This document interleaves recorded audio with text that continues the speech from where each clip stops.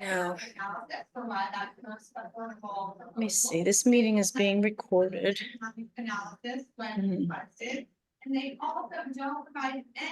Can you hear me, Kate? Any of the alternatives that they themselves. Donna, we're gonna have to mute you. There's a lot of background noise. I'm sorry, okay. It's okay. I know you're busy. That utilities are proposing and those of.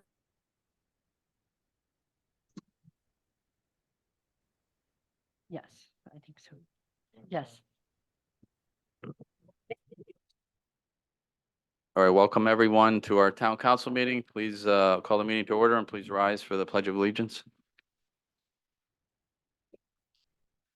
To the flag of the United States of America and to the republic for which it stands, one nation under God, indivisible, with liberty and justice for all.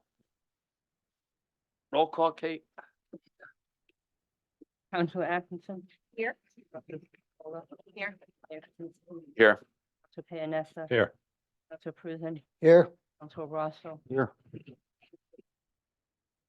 Here. Here.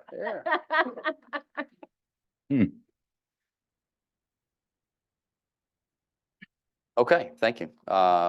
First up is our audience of citizens. So anyone wishes to speak to us from the audience here or online, now would be the time. Hey, hey, how are you? How's it going? Audience of citizens.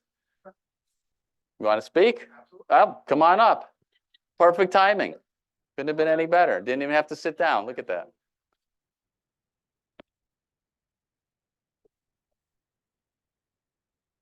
Not prepared to come this quickly, but. Sorry about that. Sorry about that. And did that. Thought we started with 7, but that being said, wanted to let the town and let the town council know that the Berlin Historical Society has now been added to the Connecticut Freedom Trail. Oh, Um, excellent. wanted We to need name invite and you address. to What's that? Name. Oh, name, I'm sorry. Name and address. I'm sorry. Chris Barlow, 15 Overhill Drive. Only because I know you. I know your name, but that's okay. What's it? The rest, the record doesn't. So yeah. Anyway, thank you. Hopefully the record knows now. Yes, yes. Yeah, so I wanted to invite the town council to our Freedom Trail unveiling event. Oh, cool. Which is happening on Memorial Day on May 27th at 12 noon after the parade. Ah, okay. It's going to be at the Berlin Historical Society. Oh, And actually, Mr. Mayor, I don't know if you remember from last year's Juneteenth, yeah. we premiered a film. It was a 15-minute documentary Right. called The Connecticut 29th. Yes. And that is about the 29th Connecticut Colored Infantry, which tells the story of that particular all-black Civil War regiment and their exploits in the Civil War. There were actually 11 men from Berlin who were also in that particular Oh, regiment. So nice. Remember that. our Wow. documentary has since Yeah. won an award. It's won Best Connecticut Film at the Mystic Film Festival. We're actually taking it on the road. Oh, yeah. I think I saw that in the, Yeah, congratulations. We're going to be doing another film showing as well in the Q&A afterwards, and we'd love for you guys to come. yeah. So 12 o'clock. Yeah, I have Memorial all Day. flyers in case. Oh, good. Yeah, yeah. Yes, that'll help us. Yeah. Say, Wait, yeah, how many, one, Oh, we got 7, well, 6. The one for, we'll get one to Donna. Run for Kate. And Kate, yes, we'll get one for Kate. Yeah, that's great. That's pretty cool. thank you very much. Yeah, that's excellent. Hope to see you on the 27th. Yes, be there. That's good. After the parade is good. Yeah, I can have a couple more as well.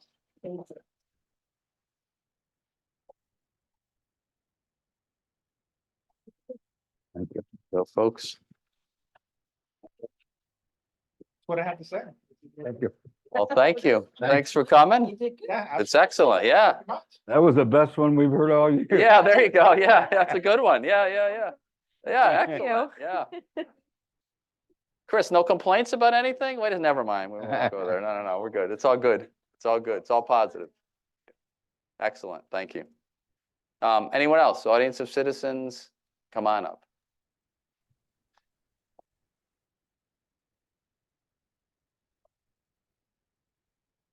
Good evening. How are you?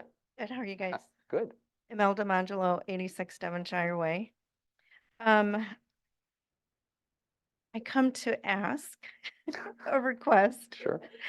that the council reject the current budget and ask for a joint meeting with the Board of Finance. What we're hoping for as parents is that we can get at least the contractual obligations of 4.21. Right now, the budget is at 3%. We did get an additional 25 basis points, which gave us 125,000. That really doesn't even cover the very important mental health services program at the middle school, which would be 150,000. Just as a reminder, some of the items that are at stake, which based on the 6.39 requested budget, would be these mental health programs that are not only at McGee as a middle school. And I know that these aren't, they're smaller programs, but it's for our mostly needed students. And it affects everybody, not only those that are in the program, but if we didn't have that, it would affect the rest of the classroom. The McGee Middle School Dean of Students is at stake. That school needs a lot of services and needs a lot of support, a lot of administrative support. It is disheartening to see that that position may actually not happen. 8 teacher and paraprofessional positions across the school system. Berlin High School freshman sports, McGee Middle School sports. I don't know how these students who currently play sports and are interested in that, how they would even survive the year without having that outlet and that ability to create teamwork and be involved beyond just their schoolwork. And of course, equipment replacement and supplies. So those are just some of the items that are at stake. I know that it's a hard decision. Not only is there the education budget, you also have the town budget.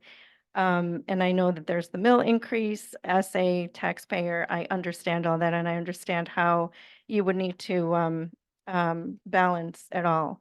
But I hope that education is not one of the areas that you shortchange and that you look at underfunding, which currently it is being underfunded.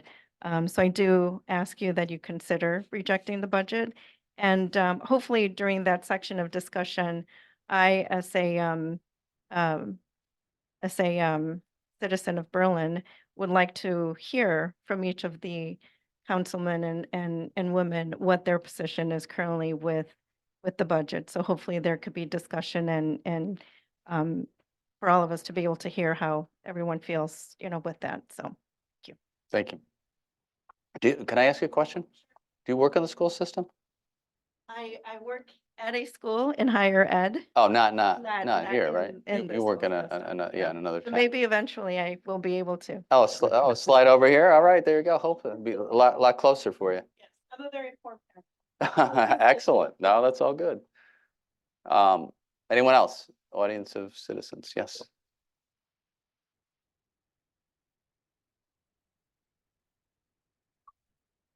Hello. Hello. Vanessa Welcome. Anna, 250 West Lane. I'm gonna also piggyback on what Imelda has been discussing. I know she's attended a lot of meetings. I wasn't able to attend the last one, but I was there virtually. We all know what the budget cuts entail. We've all been told what's gonna be cut. And we also know that the proposed cuts are vital to our schools. All that I'm asking is that we at least meet the contractual obligations of the 4.21%. You have to try to reject that budget that was currently proposed and have a joint meeting with the Board of Finance to increase the education budget. I don't want to, repeat everything Imelda said, but we know what's at stake. This is why I moved to Berlin. Our education system has been amazing. I would hate to see a lot of these things cut. And all I'm asking is that at the Board of Finance, you guys meet, and at least come to some kind of agreement of the 4.21. Thank you. Thank you. Thank you. Appreciate it. Anyone else? Yes, Mr. Mayor, I received an email today. Oh, yes. I received an email this afternoon. This is actually from Cornell Boudra. He's at 115 Skinner Road. And I'll read the email that he sent to me today. It says, reject the budget. The superintendent of Berlin Public Schools has been adamant about the need for at least 4.2% increase to cover contractual obligations, service contracts, salary, staff, and programs. The current proposal is $600K short. Potential school district cuts, to name a few, include mental health services and middle school sports and Berlin High School freshman sports to balance the proposed school budget. Reaching a 4.2% increase is attainable. As it stands, taxes are going to go up anyway. The difference between the current budget and the one that reaches 4.2% increase is a plus $5 extra per month for homeowners with a home assessment at $345,000. For the cost of a cup of coffee every month from a coffee shop, we would ensure mental health programs and sports programs are retained and could secure a majority of core staff positions.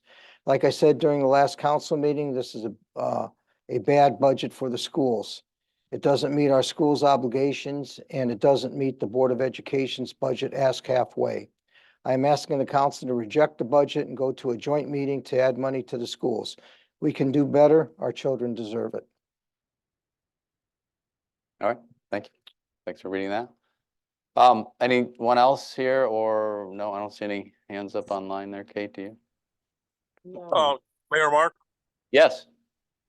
Yes, this is Tim Grady from Beckley Road. I'm sorry, for some reason, my phone is on driving mode. I'm Okay. not driving, by the way. Okay. Yeah, I'd like to address something with this budget. Sure. There's been a lot of talk about the turnout for voters, and I am on the Board of Finance, but I'm speaking for myself personally. There's been a lot of talk about the turnout, and we should ignore it because it's only 10% of the people. And I personally have a real problem with that, because these are the 10% of the people that took time out of their day and their lives to fulfill their obligation and go there and vote for this budget. Now, we acted on the Board of Finance to increase the budget on the Board of Ed side, and then turned around and didn't increase it or didn't decrease it as the voters requested on the town side. Now, I don't think that really, we're now down to the point of picking which voters we're going to acknowledge and which ones we aren't going to acknowledge. And I think that's really going down a slippery slope. And at what point, what percentage of voters is enough to listen to? To me, those 10% of the voters are more important than the other 90% that couldn't bother to come out and vote. So I'm asking the town council to act on the town side of the budget, reduce it to what they believe is an acceptable level, and pass this budget. That's pretty much all I have to say. All right, thank you, Tim. So before we end this, anyone else in the audience of citizens? No one else? Oh.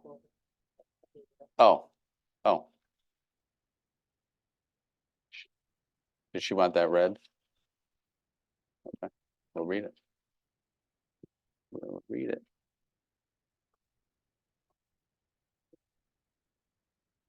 Yeah. What do you want to just summarize it? Yeah. Yeah, we can do that. We'll just summarize it.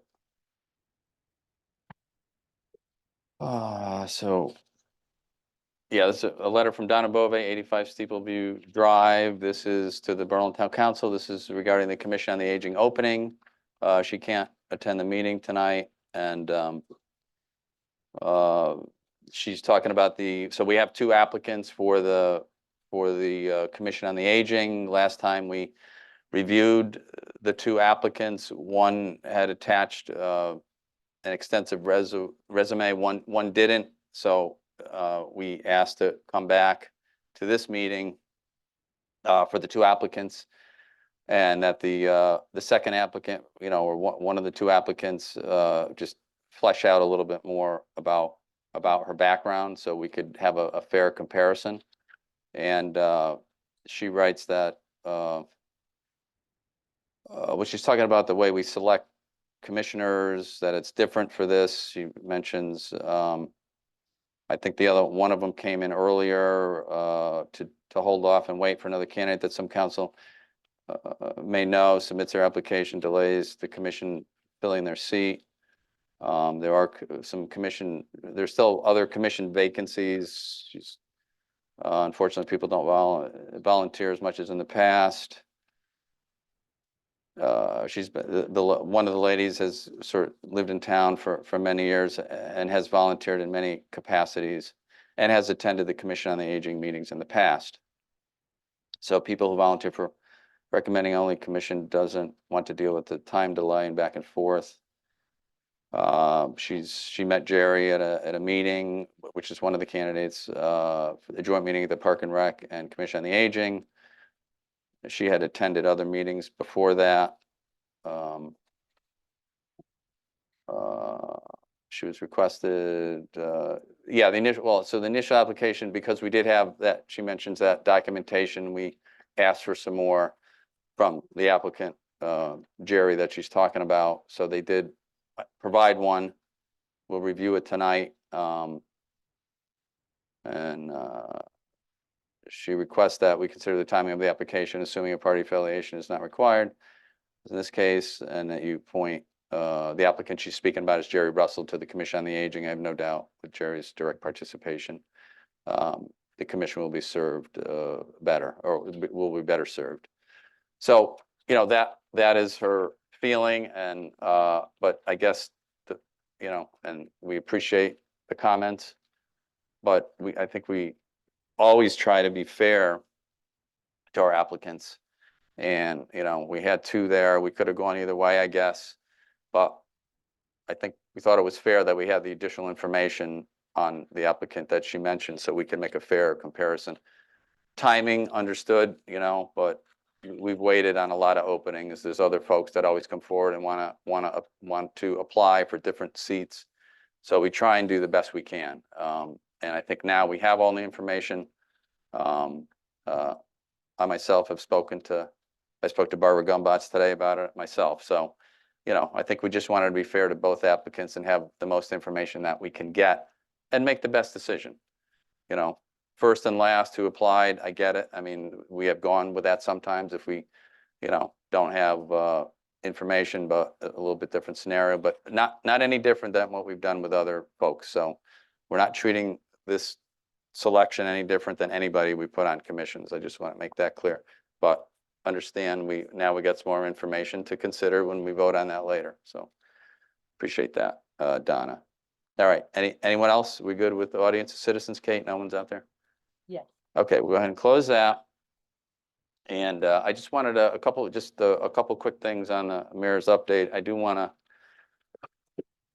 sad update here. Unfortunately, many folks knew him. Unfortunately, Bob Peters died the other day, and he served as mayor. And there are no. We haven't seen an obituary yet, so we don't know when the services will be. But just a little bit about his past. He served as mayor and chief executive officer under the 1973 charter from 1987 to 1995. He succeeded Ann Dandro as the 30th district representative in the state legislature, winning the seat in 2002, defeating Fred Joyner. He served one term, losing in 2004 to Joe Simowitz. He also served on the police commission, both before and after serving as mayor, and was chairman for many years. He was a Berlin police officer for decades, served as the president of the police union. When the council manager charter took effect in 1995, he went back to being a police officer. He was chairman of the Charter Revision Commission in 1998, which proposed the returning to the town meeting board of finance selectman form of government. He was on the BRTC from 1987 until 3 years ago when he moved to West Hartford. Unfortunately, his wife Pat passed away a few years ago, and he has two children. One lives here in Berlin, one lives in Maine. So we want to, certainly send our condolences out to his family, and we'll see when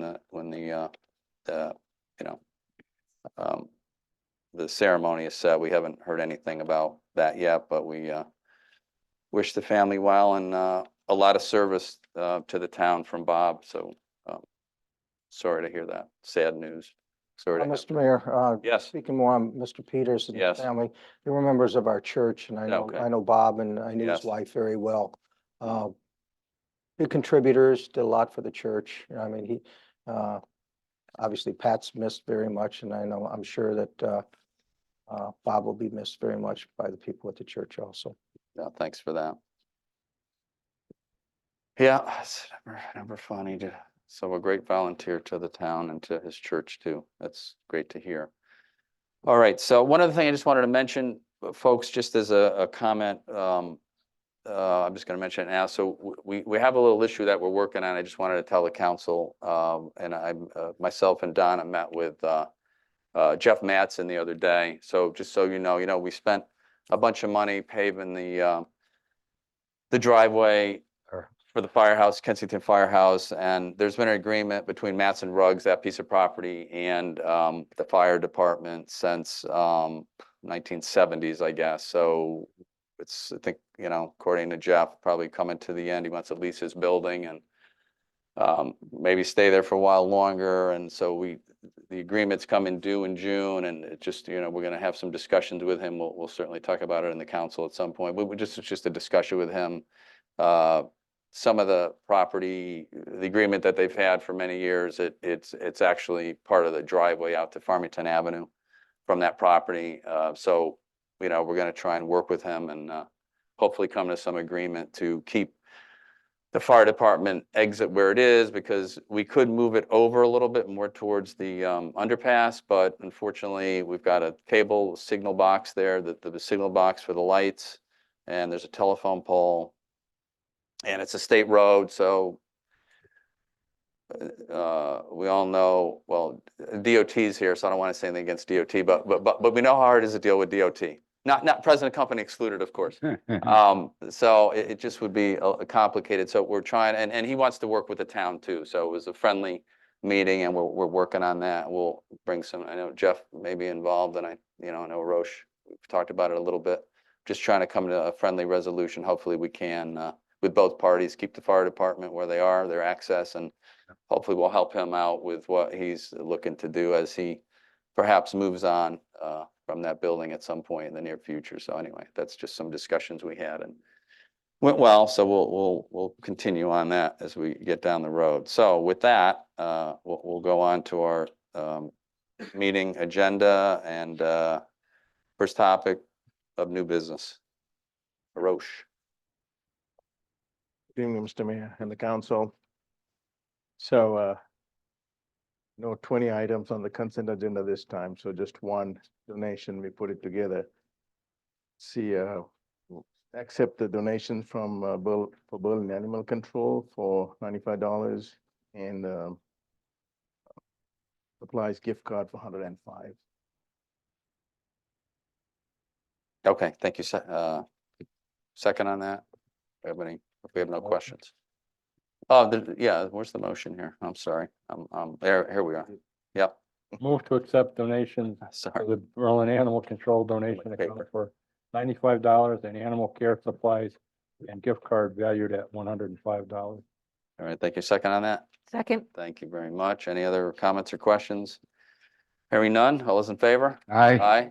Opposed? All right, so moved. Great, thank you. Thanks. The second item on the agenda is the fiscal year 25 Mattabesett Sewer District budget presentation. Mr. Simonian is here to present it to the council. Hello, good evening, everybody. Arthur Here. Simonian from the Mattabesett District. With us, we have John Dunham, our board chairman, who's from Berlin, and Liam Mitchell, who's also on our board as well. So this is something we do every year as a courtesy to the communities that we serve, just to give them kind of a high-level overview of what we're doing at Mattabesett in terms of our budget creation. So there's a council item with no action that kind of discusses some of the budget highlights. On a good side, we were able to keep the budget to a 1.1% increase for Mattabesett.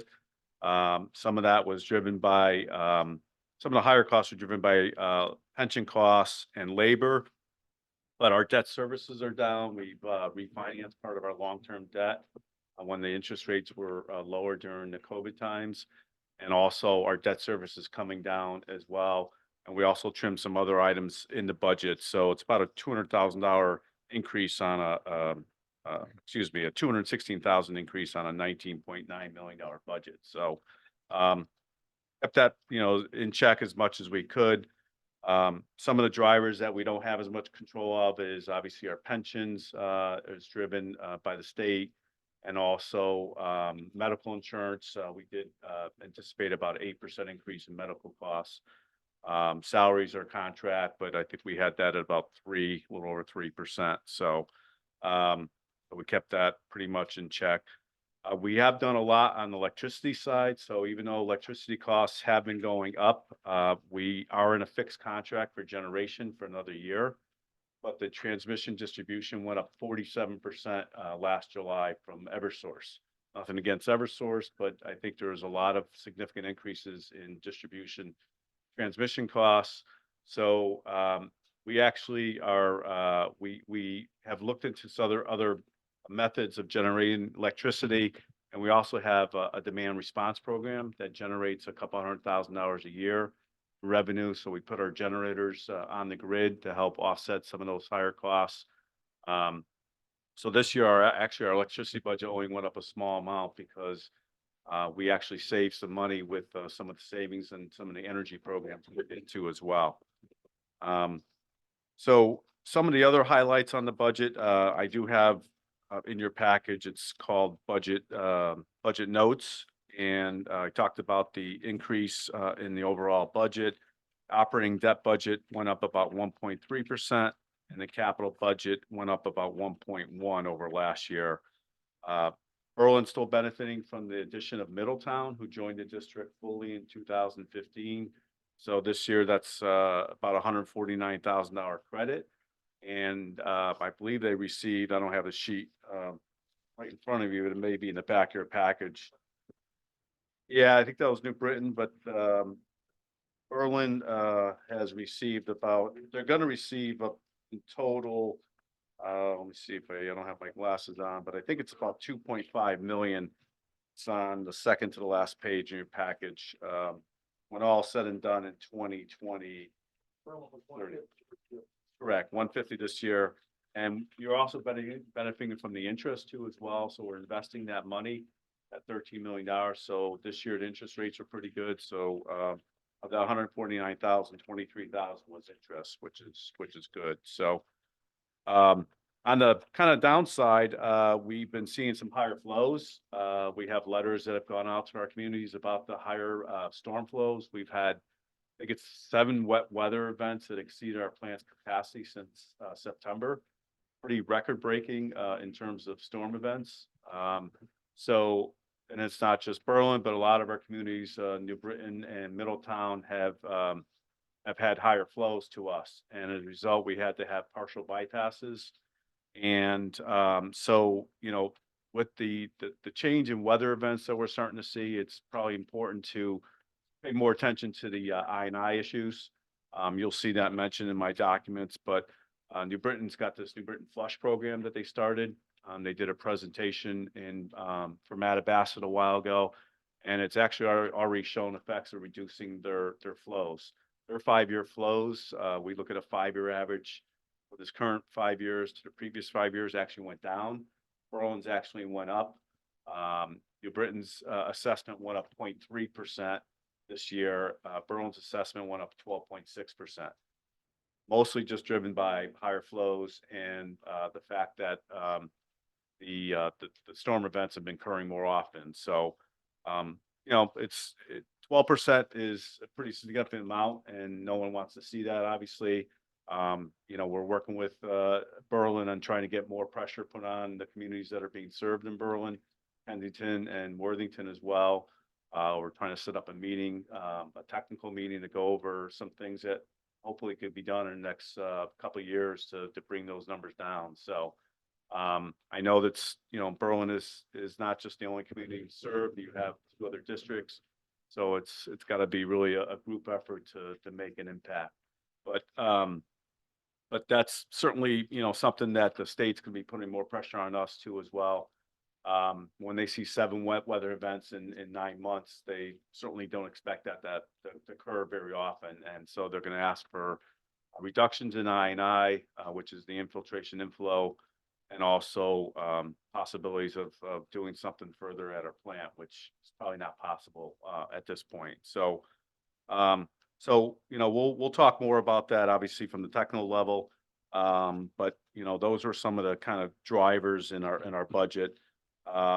Fortunately, we were able to use some of our reserve funds this year. We used 250,000 of our, budget from the current year we're in right now, that's expiring in July, and 300,000 from our, general reserves to offset the assessments. So that's about $550,000, to help lower Berlin's and the other communities' assessments. Without that, your budget would have been, unfortunately, even higher. So, so that's kind of generally the highlights. I know John's here. You may want to talk about a few things that, we're working on and probably highlight some of the important things that we feel our communities have to do. Yeah, I mean, I think Art, you covered most of it. I think the only thing I'd like to say is, oh, I need to get right here. Sorry about that. The only thing I'd like to add is, Art mentioned our debt service. I think that is finished in 2031. So that pays off our plant upgrade. All of our other capital improvements that we do, repairs and whatnot, we actually fund as we go. So, generally the Mattabesett district is in excellent financial shape. We've reserves, we're not just, we don't bond that much just for the overall big project. So anything we can do to certainly reduce the flows and keep deep off our back from looking at us and say, hey, now you got to upgrade again in 2031. I'd hate to see that. Cause it's, we don't have a lot of footprint over there and means we have to go up, and the more we go up, it gets real expensive. So that's my pitch to that. That's it. Thank you. Thanks. I assume you guys, do you make this report to the other two fire districts, water districts in town? Do you go to their meetings and tell them? We don't go to their meetings. We do have, the letters that do go to them for the flows. It's a council package. Certainly, they're available to them, but we don't want to pick on Berlin Water Control or the town of Berlin per se, but. That's why I wonder why you don't go to the other two. Well, I don't know, John, if you want to say anything about Yeah, that. so we typically just go to the elected officials of each town and present to them. We could get into each subcommittee of each town and do that. And, I wouldn't be opposed to setting something up and going to Kensington and Worthington and stressing that because really this year, I think partly it was due to, we had a flow meter that maybe wasn't measuring water correctly. That's what I hear, yeah. So I think that's part of the reason why you're increased, but we're getting a lot of heat now from Middletown because they're saying, well, now we're paying for the reserve capacity that Berlin has over there and they should have had a bigger reserve capacity. We're talking about that on the board and how we handle that. I don't know if that's exactly how it was looked at when we designed it. But I'm not opposed to going and talking to them, and it certainly, doesn't have to be prior to, we want to get you guys prior to our assessment coming in because it's a single payer type system. But I'd be happy to go talk to them and educate them and get them on board as much as we can. I think that would, Certainly they'll be, but well, I think you, yeah, I think if what, you could make it a multi-payer system, it'd be more effective.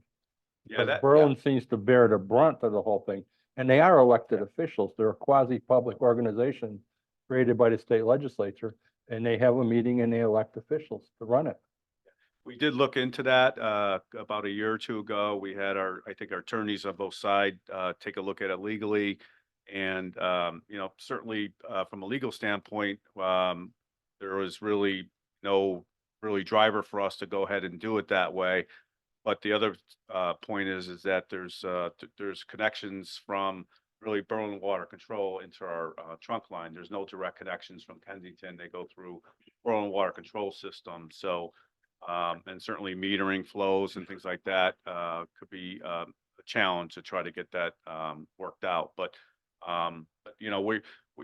Middletown has multiple pump stations. They have other fire districts. I think it's a single sewer district, but we don't typically go to the sub businesses or residents to discuss issues with them if they have I&I issues or things like that. But certainly, as John said, we're going to go to have a meeting with the three districts to stress the importance of I&I reduction. As you're aware of, Berlin's making an effort to reduce the inflow. And the Berlin Water Department or Berlin Sewer and Water Department has no way to put pressure onto the other two districts. And they have no reason to improve it because they don't pay the bill. They don't care. There's no incentive for them to fix anything. And we're asking for your help to find a way to encourage them. Hopefully it's a financial incentive for them because it's certainly gonna cost them. I think the state and EPA have already issued consent orders to Kensington. I don't know about Worthington. I know Kensington's been issued consent orders. There's CMOM orders. So there's some legal teeth that have already been put in place through EPA. And certainly a financial incentive. I know Berlin Water Control assesses the other communities. I know, well, partially because they did it for 9 years when I was here, but assessing them for the proper flows is very important. And I know issues with payments and, certainly we'll do what we can to put pressure on them to reduce their I&I, but they gotta obviously pay their bills to Berlin Water Control. So when you have that joint, while you're trying to work out a joint meeting with the three of us, with the three districts? Yeah, and EPA and DEP will also be invited, and, if there's representatives from maybe the council that want to attend. We'd love to be there, some of us. Yeah. So please let us Don't have know. one, I guess, so. Yeah, whenever you do it, what do you don't have anything set up yet? No, not yet. We're working on the agenda Yeah. and, we're gonna do it more, kind of higher level, but I think there's some groundwork that we want to have kind of a technical discussion Yeah. about the issues going on, so. Yeah, I think that'd be good to, include all three of us as you're planning. And let us know, so, whoever wants to attend, of course, from the council or whoever can attend, but. Yeah, I mean, it's difficult, as you know well, as the former Public Works Director, that we don't have any control over those two districts, right? As Charlie mentioned, very well, they're their own entities and, but it flows through our Right. system and hence the problems begin. Or end, or whatever they do, but it's, yeah, so anyway, appreciate the work. I know we have a lot of work to do Yeah. between the three. We'll certainly do districts. what we can on our half and Yeah. put the pressure on that we can and, Yeah. hopefully with EPA, DEP involved. Yeah, everyone's kind of good. going the same direction. All right, good, that's good to hear. Yeah, we appreciate that, thank you. Any other questions, folks? Thanks. Yeah, thank you, All right. thank you. thanks, You're welcome. thanks. Bye-bye. You got it. Agenda item number 3 is the fiscal year 2025 budget. It's back to the council. The budget. Went to the referendum on April 30th. There were more ayes for the town budget as well as Board of Ed. And the advisory questions came back with all saying the town budget was too high, Board of Ed was too low. And then the Finance Committee met last week on May 2nd. And reviewed the budget and made a adjustment to the Board of Ed budget to increase it by 128,600. That would move the increase from 2.75 to 3%. There were no changes made to the town budget. And now it is in front of you, council. Lucky us. Okay, so where do we begin? So it's back in our hands, as I'm sure folks know, they've heard us talk about, we could start with the Board of Ed. So certainly we are not in a position alone to do anything to the Board of Ed other than lower it and or reject it we could not raise it any. And, there's a lot of discussion. There's been a lot of discussion about the Board of Ed and their contractual obligations. As far as I remember, since I've been the mayor, the increases to the Board of Ed have gone up pretty significantly over the last 5 years or so, which is obviously documented in our per pupil spending. We're the highest in the area now, over 20,000 per pupil, which is a measure of how much we fund our school system. We do, I think a good job of funding our school system. Obviously, our school system is doing extremely well, very well known throughout our local area. I talked to the other towns, the other mayors, and, we know from our folks that want to move to Berlin, it's because of our school system, if they have school-age children, and, we're proud of it. We're proud of what they do, and I know they will continue to do. But we've never met the contractual obligations with the budget increases, and that goes past this administration. So they've never been met, and things have gotten accomplished. So, last year was at 3.6%. I think it was their biggest increase in, I don't know, 15 to 20 years, because if you go way back, they've never had increases like that. And 3%, that was just recommended by the Board of Finance as a large increase as well. And the other towns, I do talk to a couple other mayors, Rocky Hill in particular, quite a bit. They're pretty similar to Berlin, and same conversations in every town, as we all know. So, I think we raised it a little bit, or the Board of Finance raised it. I would be inclined to let that go through. However, I don't agree. And again, also the vote, did reflect that, although very slim margin. It was what, 110 or so above the, with the school vote, that about 110 folks said it was too low. We all wish there was more folks that came out and voted, but whoever voted took the time to come out, so we certainly need to honor their votes. And what I see didn't happen from the Board of Finance is we didn't honor the folks that voted to lower the town budget, which was a higher margin than to raise the school budget. So not really sure why they didn't do that. They voted 5-1. I think one of the members disagreed, but I don't understand how we ignored, again, many of the same people. Okay, well, you did, but you didn't lower the town budget, and the voters said to do it, right? I mean, that's a fact. Yeah. Well, you could come, well, you know what, George, let's finish. And then actually I'm glad you're here, and if Tim is still on the line, if we have questions, we could do it. But, I mean, that's pretty clear. I mean, we didn't lower the town budget. That's what folks asked for. So I think we have to lower the town budget a little bit to be true to the folks who did take the time to come out. I wish many more did. I think about 9 or 10% came out, which is sad. And we publicized it probably more this time than ever, right? With the cards to the home, signs are everywhere, visible. But, I mean, we take that two ways. I don't know how to take it.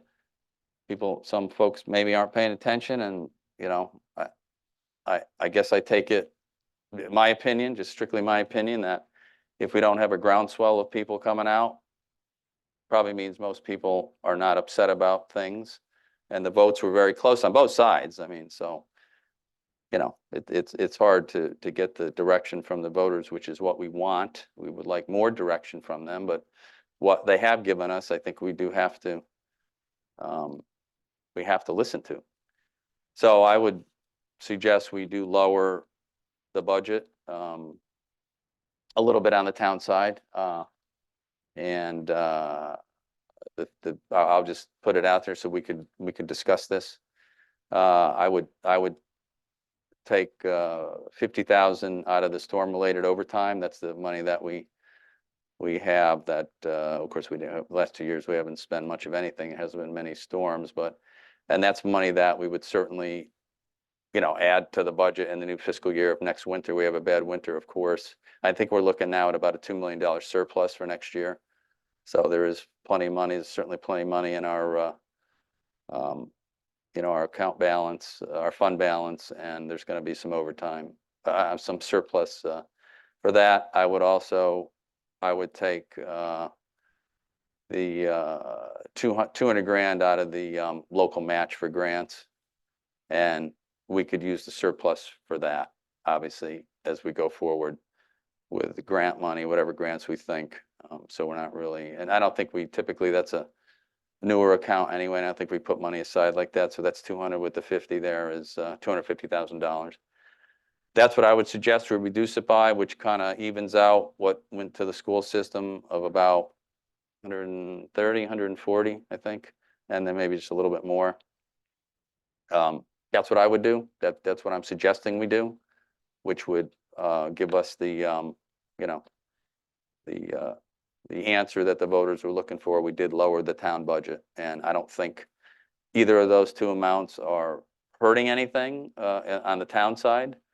And I think with our, you know, fiscally responsible budget and our balance and our fund and the overtime that is projected for the town, we certainly have plenty of funds to cover that going forward in the new fiscal year.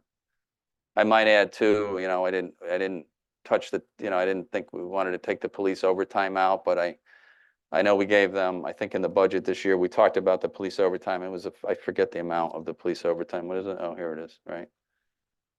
650, which is 650,000, which is a fairly large amount for the police. And talking to the police commission a little bit recently, they're almost up. Remember, I think we approved up to 46 officers, sworn officers. I think they're at 44. There's 2 more in the pipeline. One might be a lateral, meaning he wouldn't have to go to the police academy. And from what they're telling me, into the new fiscal year, the overtime should drop significantly for them. Remember, we were working with 35 sworn officers just, I think, a year and a half ago. So we're really up with the staffing, which is wonderful. And we probably wouldn't need it, but you know, we can just leave that alone. I don't think we're going to need that much overtime, and that's coming from the police department through the police commission. But you know, that's what I think. So anyway, that's just kind of throwing that out there to all of us for discussion. And if we did those reductions, and I would send it forward to the second referendum and see what happens with that. You know, again. So anyway, that's my thoughts right now. So what do people think? Well, Yeah, what do you think? It's important that we explain the process. Sure. If we agree to reject the budget, it goes to a joint meeting with the Board of Finance or the heads of the 5 families. Yeah, exactly. But also, I kind of would like to hear from Mr. Millard on the reasoning for the Board of Ed and the town. You know, it seems we cut the town every year. You know. Yeah, but I mean, yeah, and I agree with, I do want to hear from George. I think that's good for us to hear that directly, right? Because none of us were at that meeting. Yeah, that's fine. And then we could have some more discussion. So yeah, George, why don't you come up, and if we have questions, I think Tim is on the line too, if he wants to say anything, but and that way we have a little bit better base to, right, to make a decision. George Miller, 1231 Archie Road. I am a member of the Board of Finance. So at the meeting, Sal Bornero, our chair, did make recommendations to make some cuts to the town budget. He presented 4 line items that were there. Discussion ensued. A couple of the line items were in account 61, which a couple of the members of the Board of Finance said that seems to be harping, you know, taking even more money for the Board of Education. We had a fairly large discussion. Nobody was arguing per se not to cut the town budget and honor the vote. It was not our intent. However, the 3 Democrats on it said, I'd really like to hear from the town council. We don't represent the priorities of the town. Unlike the Board of Education, with the Board of Education, you guys are really not the governing body of the Board of Education. All decisions are made by the superintendent, but you are the governing body of the town budget. Okay. You guys have to make every change in every appropriation over a certain amount of money. So we came to, you know, a 5-1 vote. Tim was the one that wanted to make the cuts in there. We weren't going anywhere in that discussion. It was going to be a 3-3 deadlock. And I, you know, after Sal and I at a point in time said, fine, let's go to the town council. They are the governing body. What are your priorities? We fully support making the cuts, but we think you guys should have some say in where those cuts are made. So we're not abdicating. There's a second backstop on the town side. There's no second backstop on the Board of Ed other than making cuts. So we were in agreement, cuts should be made to honor the budget. We wanted to hear from you guys where those cuts should be made. Fair enough. All right, well, don't go anywhere. I got another question for you while you're here. So on the Board of Ed side, obviously, bipartisan on that, other than one, Bipartisan, it was a 5-1. 5-1 vote. Oh. Thought, and the thoughts on, I know we talked about, and you probably, I did have all that in my head, but we've been a few weeks away from the budget process, but as far as, I hear a lot about meeting the contractual obligations, and I don't believe going back, I think we did this, we looked at this, I think you guys did and put it out there. We looked at this going back, I don't know how many years, we've never met that figure that has been in any budget, at least since I've been here, but I know it goes beyond this administration. Well, I know since the Board of Finance, Sal has gone back to the days that the Board of Finance was formed in 2016. Yeah. He's been the chair. Right. And, he's a CFO, a retired CFO. He's analyzed it going all the way back. Right. He has the data to support that. Right. As you mentioned before, we have never given it to them, because quite frankly, we think it's a large expenditure in taking into account all the constituents we represent in the town, including seniors and so forth. We don't think it's a fair amount of money to give it to the, and raise taxes that high. There's a lot of people in this town, like, 50% over the age of 55 that really on fixed incomes, that we have to keep this in check somewhat. Sal has some pretty solid numbers in terms of that every time this has happened, never met their contractual obligations, gave them something less every single year, not 1 year, not one outlier, every single year have had surplus at the end of the year. Those, that's the information we have to deal with.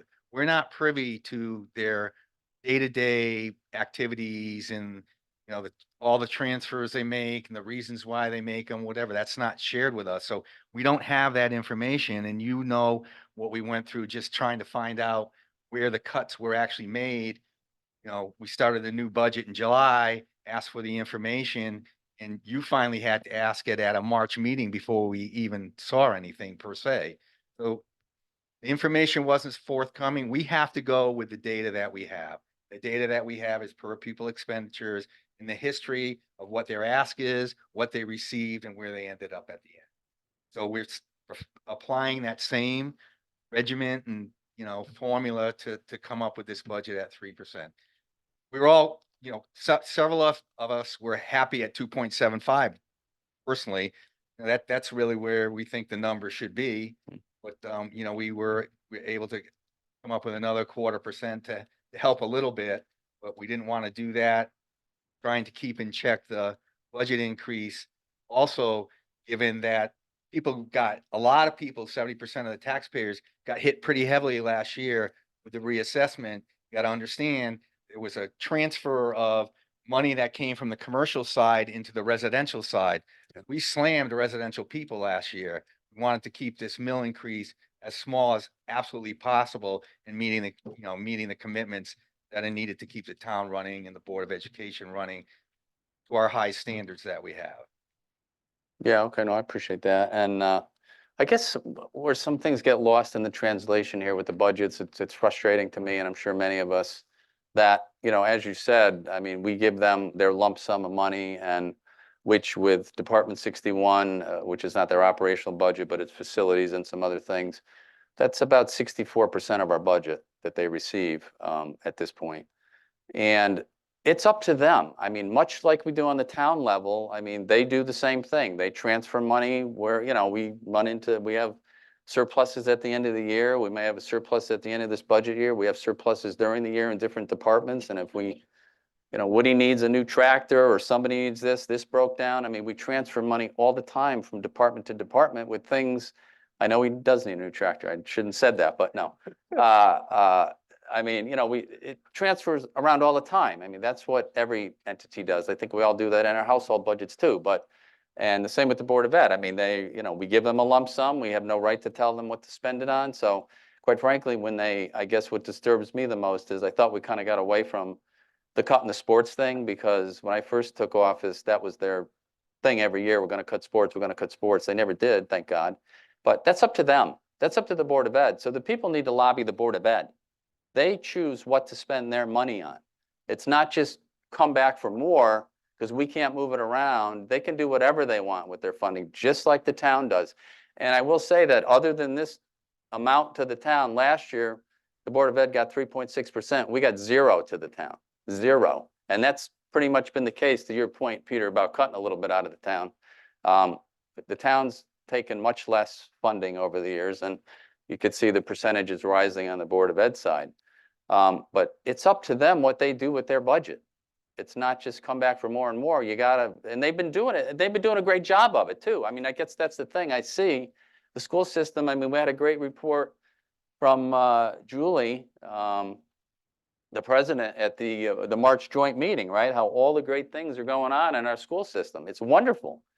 And they're recognized for what they do. So, you know, we had the Secretary of Education from the federal level, Mr. Cardoza, come visit us, who student taught in the Berlin school system. He was very impressed with what he saw, as did the state commissioner who walked around. So they're doing a wonderful job. You know, I personally think we funded them very well. Certainly the last 5 years, we've stepped it up. Think if you look at the town side, Yeah. Roche and his crew, whatever. Yeah. Year in, year out, they're looking for areas to save Right. money, and they do. Yeah. Right? They cut back on their expenditures. You got to believe the Board of Education is doing that also. They got Sure. $50 million. Yeah. There's got to be some process improvement that's going on, and Yeah. there's got to be some, you know, some savings that they get here and there, and they get to keep all that, you know, it's like. Yeah. Yeah, So- that's fine. You know, we don't begrudge that. You know, they spend their surplus at the end of the year. We spend ours on things too. So that's fine. I other- just the other think they thing that's gotta, Little bit to Yeah, me, yeah, misleading is yeah. the list that gets presented. That's, so when they say this will be cut from the budget, this will be cut from the asked budget. Right. What's actually going to be cut from what they have already this year? Like when they talk about the positions, well, they asked for 3 or 4 new positions. Is that in the 10 they claiming they're going to cut? Well, that's not a cut. They never had it in the first place, type of deal. So they're kind of mixing things. What is actually going to disappear from what they do today versus what they want to do tomorrow? And it's not clear to me. Yeah, and that's, you know, and you guys are, you know, the budget gurus looking at all the specifics. We follow along. I mean, they did put that chart out, which we talked about at the joint meeting, right? Where if they didn't get, I forget last year what their number was, 5.3 or something, 4. It was high. It was. Yeah, and we gave them 3.6, but after the 3.6, this is their information, not ours, that they would make all these, you know, different reductions with full-time employees, many of them, and their FTEs went up last year by 3, I think, 3 or 4. I think they went up. So, you know, I don't know. It's very difficult with their budgets, and we're not, you know, every town goes through this as we watch the news and talk to fellow folks in other towns. It's not different anywhere, but I don't know, you know, what they reduce, and I really send a message to the Board of Ed that stop using our children to balance your budget. Don't put out there you're cutting sports. We know that's an emotional issue. This is a big sports town. We all know that, and I'm sorry to use that and put that out there. I really think they're doing a disservice to the voters of Berlin and the people in Berlin. That's what I think personally. I try not to get that way, but I mean, they went back to cutting sports again, and it's not that large of a part of their budget. I mean, I know every program is important. We understand that, as is everything we do on the town side, you know? I mean, do we cut the budget on the town side and don't fix a bridge? We can't do that. That's a safety issue. And there's certain things I know they need to do for our students, you know? But to kind of pick on sports, you're obviously picking an emotional issue for everybody in town. And I think that's a disservice to the students and to all of us. But so just let's be, you know, fair, reasonable. Let's talk.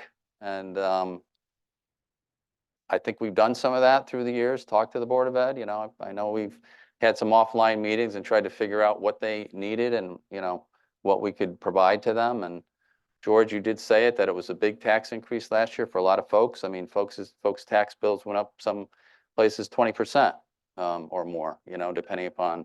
So, you know, we gotta, you know, pay attention to that. So, you know, I don't know, that's where we're at. So I appreciate, any other questions for George? Question, yeah. We think people's tax bills went up 20%, or we think their assessment went up? Oh, their bills went up. Their bills went up.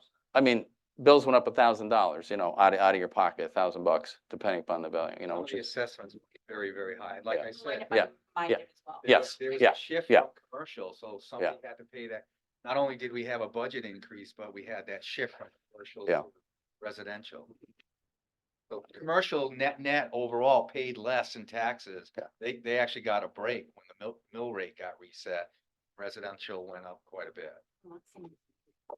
I mean, and you know, so what do we reduce? 64% of the budget for our education. Not saying it doesn't need to be that, but do we reduce senior services? Do we forget social services? Do we not buy the, 2 or 3 fire trucks we need to buy?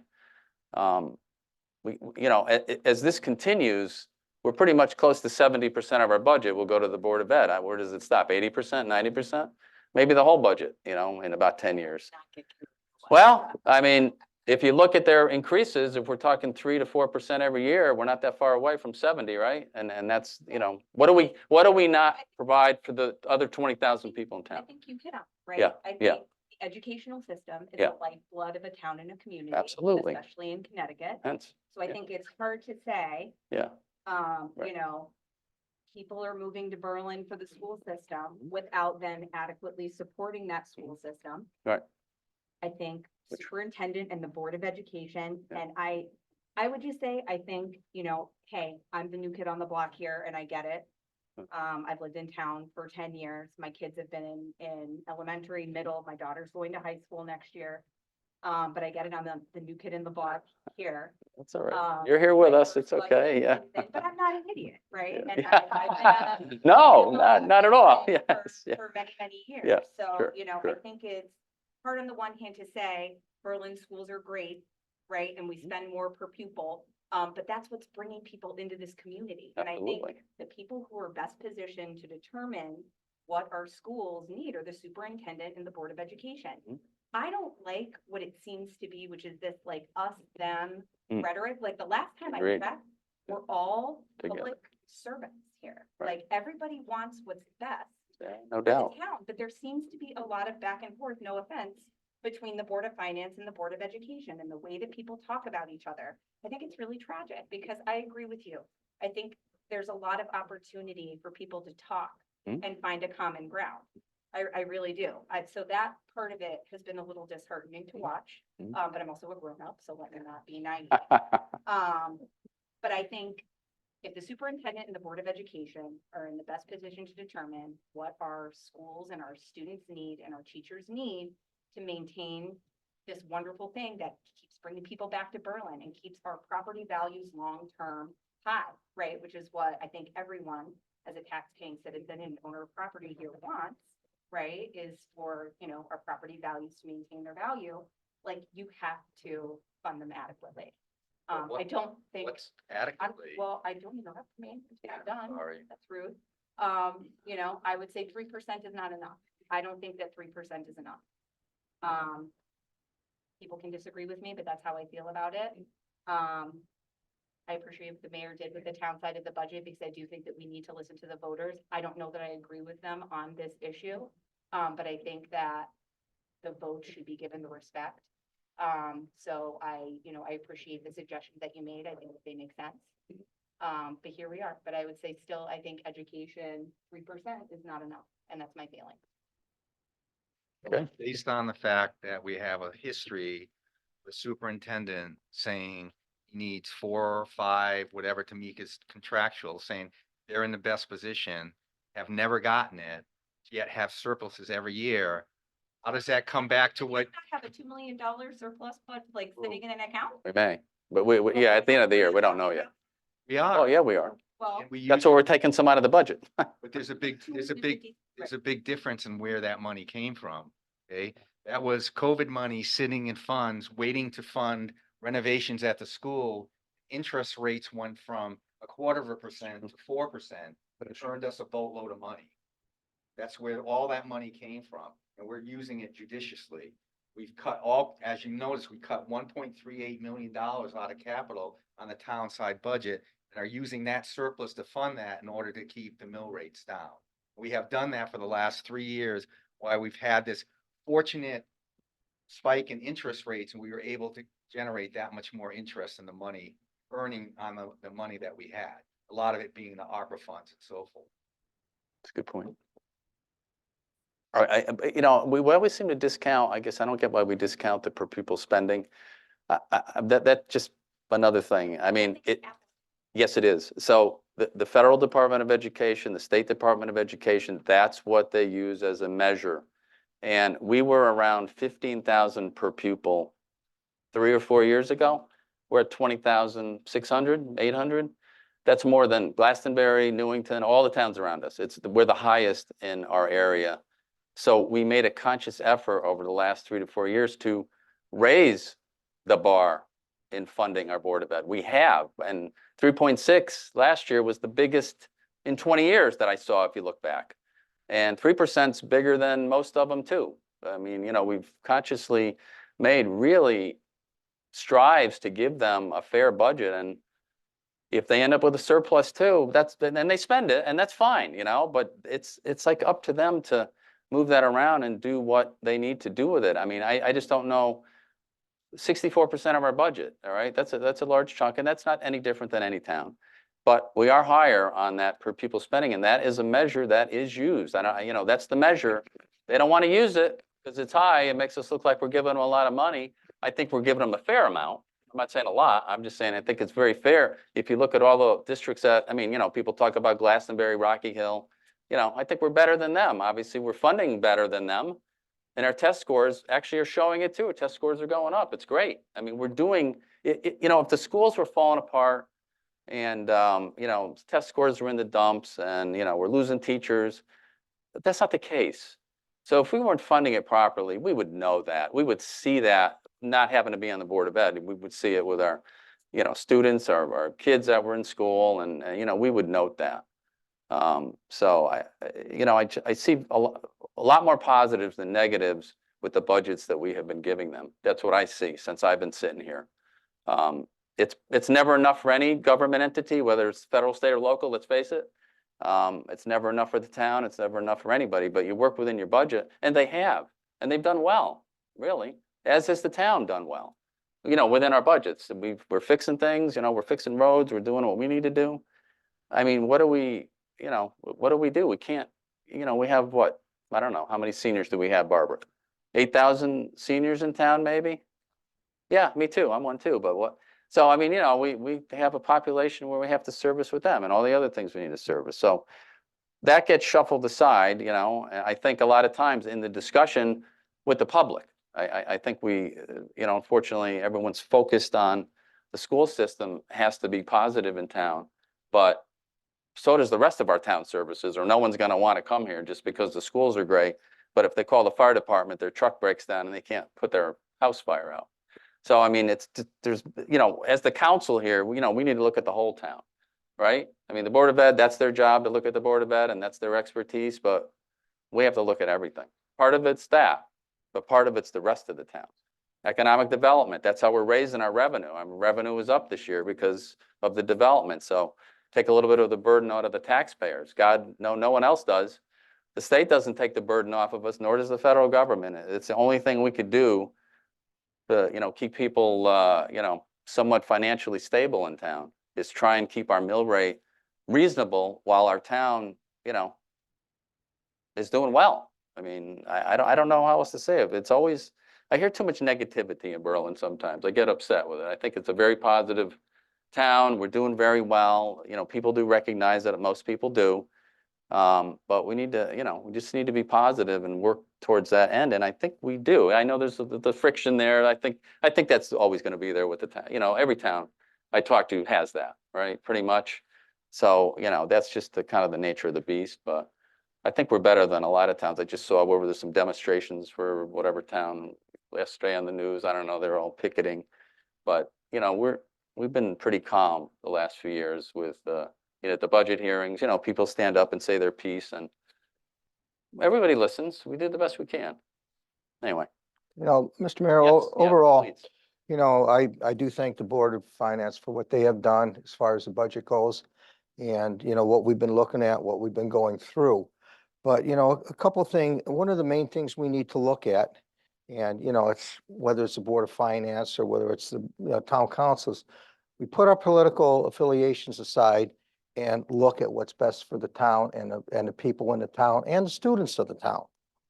Okay, I've sat in and also Zoomed on some of these budget meetings.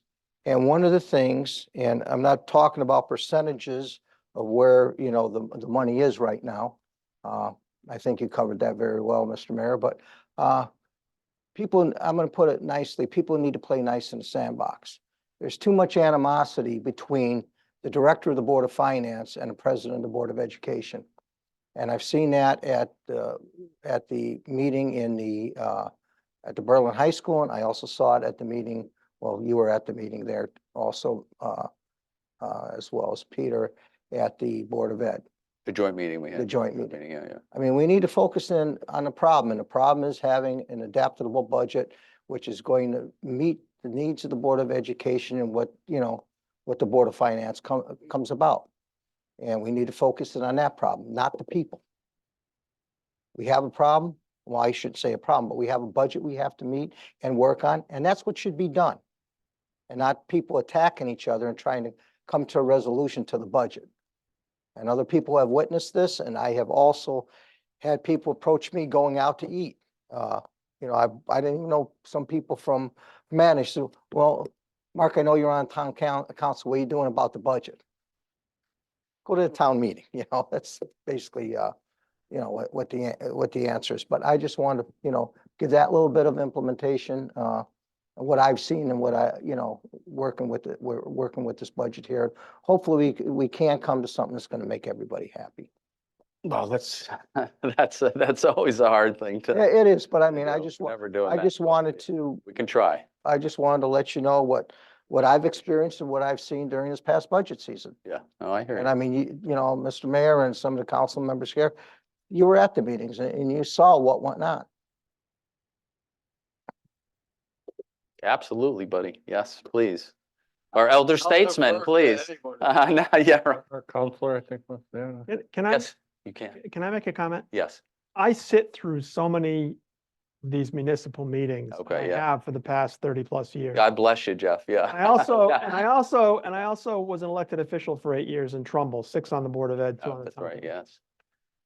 The one thing that's missing from this very familiar rhetoric is the underlying cause of the friction.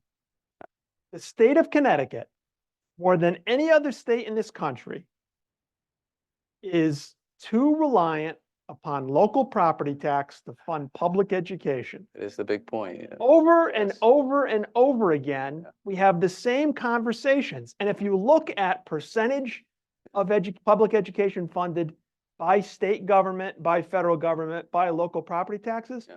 Connecticut is lopsided. That's right. And ECS, you know, ECS is a very, very complicated and almost impossible thing to fix.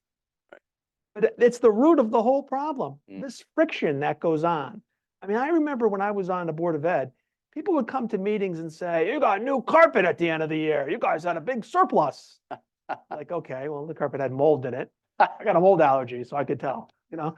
So, yeah, but there was this distrust, Yeah. mistrust of the Board of Ed. Yeah. And it got nothing to do with the individual town. Yeah. It has nothing to do with the people. It has nothing to do with the party that they're a member of or not a member of.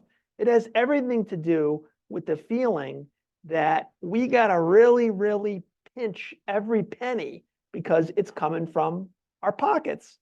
And it's the property tax. The ad valorem, if you research the history of the ad valorem property tax in Connecticut, it was never intended to fund the lion's share of local education. It was not what it was for. Mm. And you look at our state and you look at, if you talk to businesses that come here or don't come here, Yeah. and you look at the fees and the cost of doing business here, that's a factor. But, it's not, when everybody was spending 13,000 per pupil or 16,000 per pupil, or now 20,000 a pupil, it kind of gets lost in the translation about what we're spending per pupil when the whole focus is where that money comes from. And it really is, that really is the core problem. If you had a little bit of help, right? If you got a few $1 million a year more from the state of Connecticut for your local education, this would be a much easier conversation to have. Now I'll shut up. No, appreciate, About that tonight, Jeff. no. Wait, you had it, yeah, well, you had, I mean, that puts some things in perspective. That is true. We know that it's all funded by us. Every time, same. I know it's the same, I'm someplace every night. Every Right. town's having these same discussions. of course. The closer to reval you are, the more difficult the conversation. Yes, true. So true.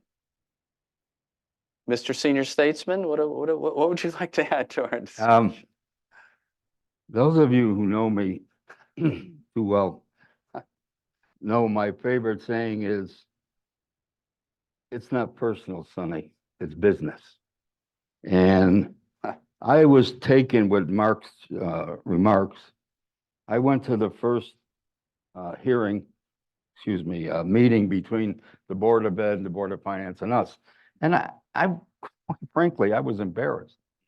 I mean, it turned into a personal vendetta between some members of the finance and the chairman of the Board of Ed, and there's no room for that. I think it's become personal. I think that is reflected. They could have come with 3% right out of the box, but they learned from last year because they knew they were going to get beat, and they would have had to gone to 3 point whatever. So they came with 2.7. Now they're going to 3, where they should have been in the first place.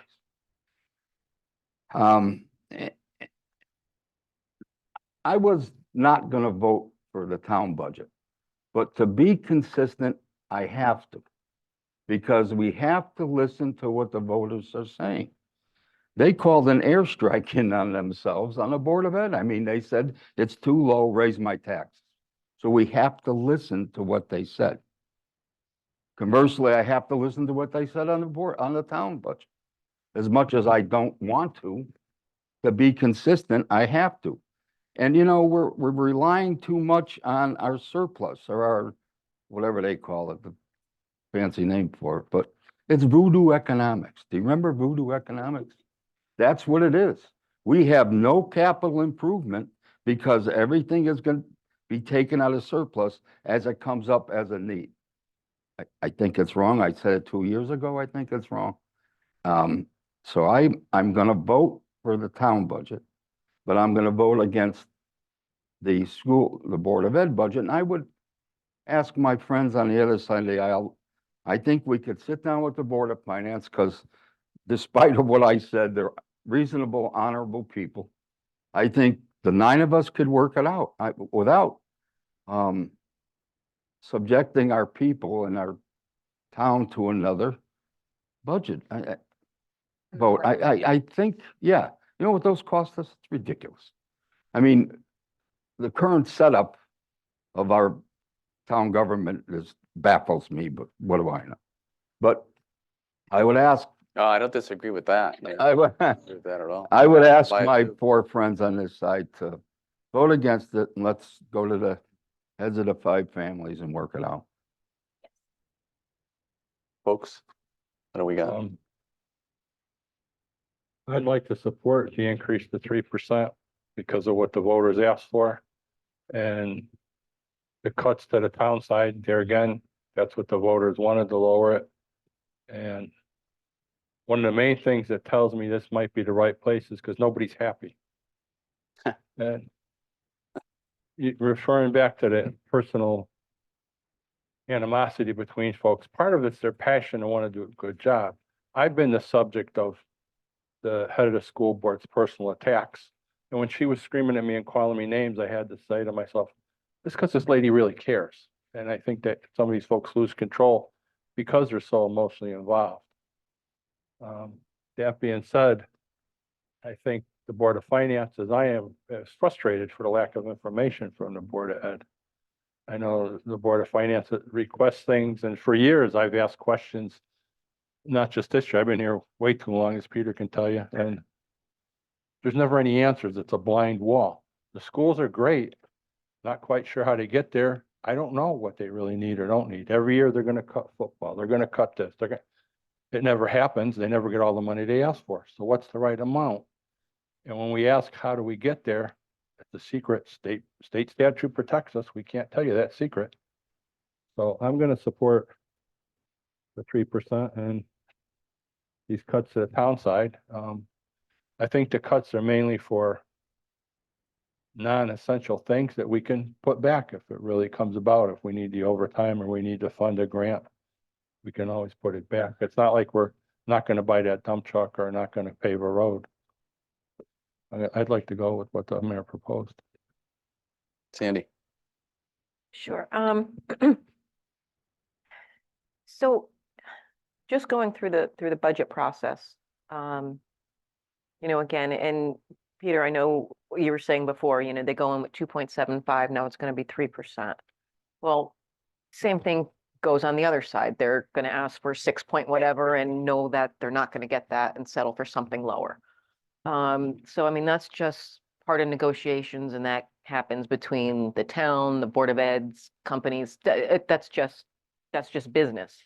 So that being said, I think, you know, you do have to listen to the voters, although, you know, the difference between too high and too low was very slim, but, you know, too low was out there. So, I mean, I would support the increase to the 3%. I think part of the problem, you know, Jeff was also stating that, you know, it's not personal. I think everybody wants to do what's best. Board of Ed is focused on the children, and I get that. Board of Finance has to focus on the children as well as the rest of the town needs, the senior citizens, trying to keep costs down. And I think part of the what makes that hard is the fact that there is that state statute where just say, we don't have to tell you that, you don't need to know.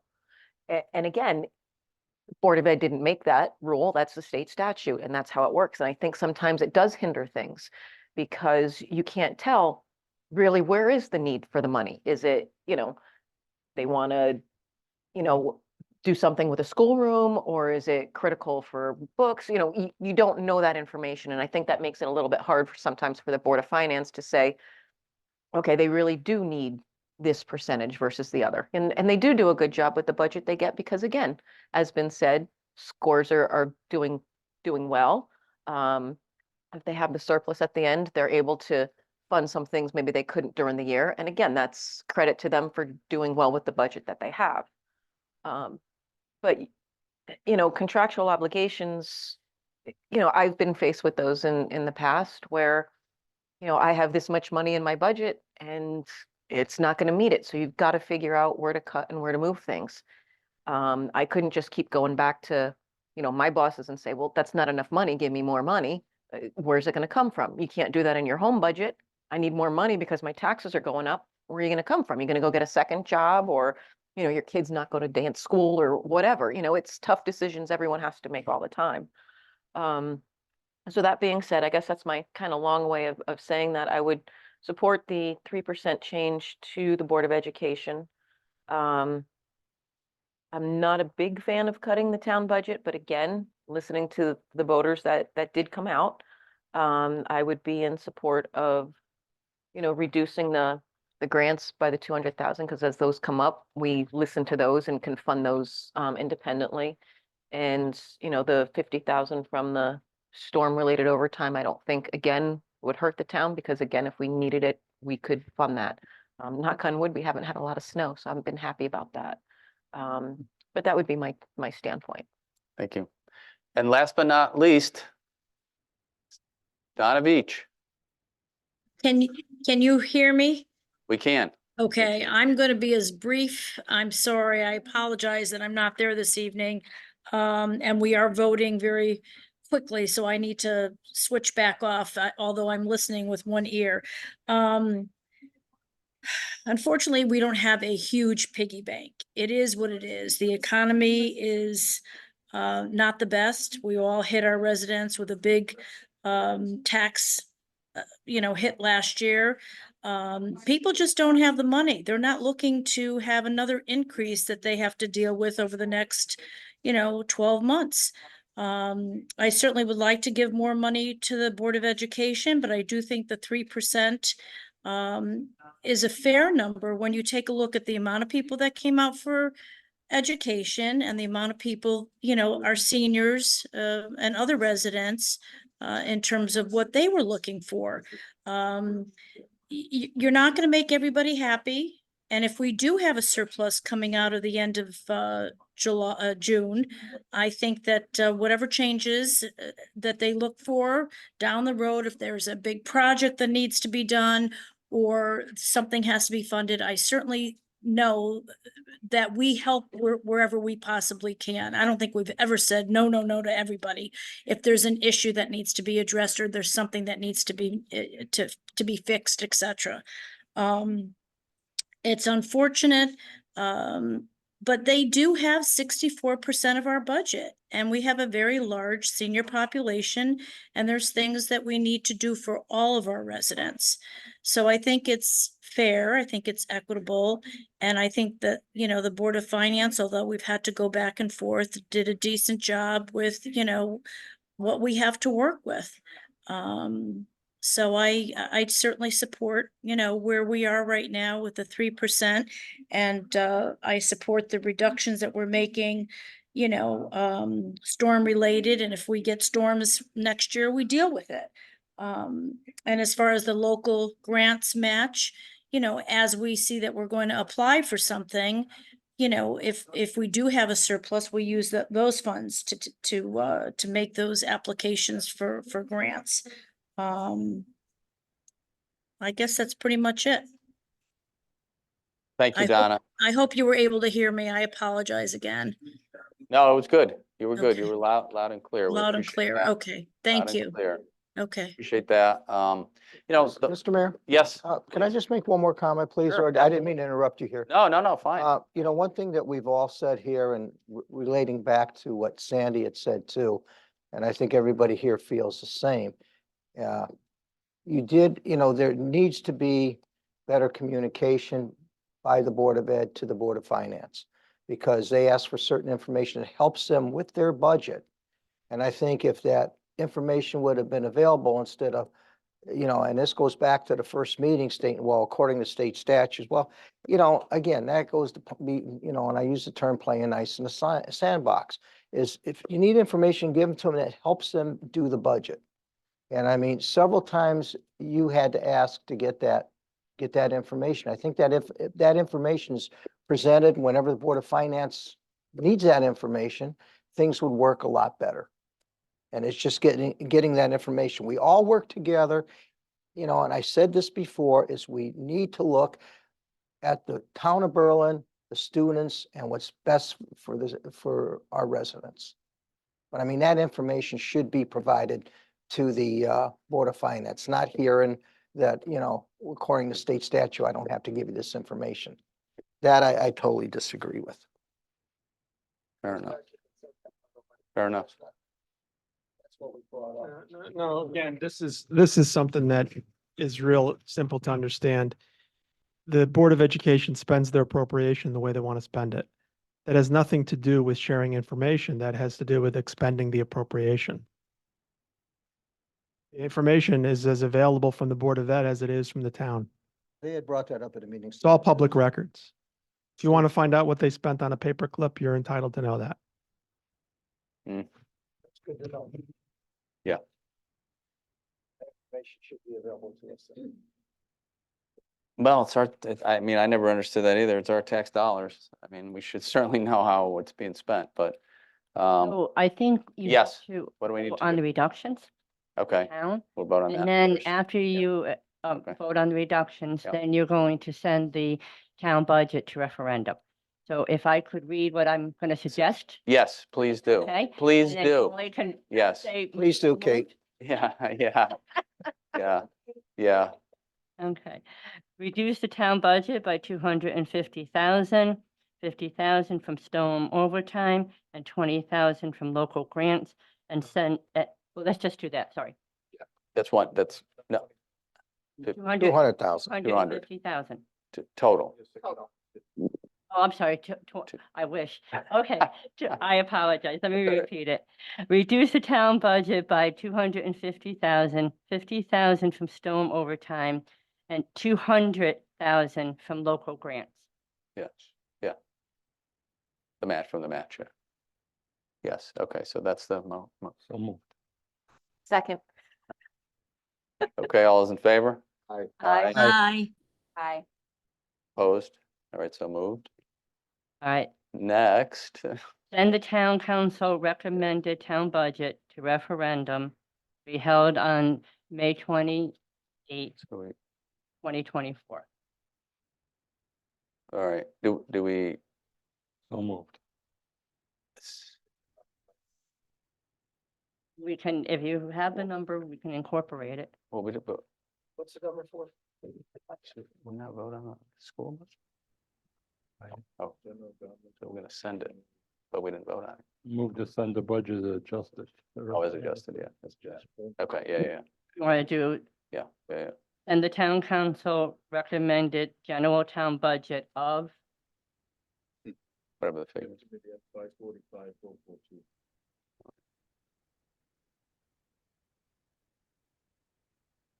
referendum to be held on May 28, 2024. So moved. Second. All those in favor? Aye. Aye. Aye. Aye. Opposed? Nay. One nay. No.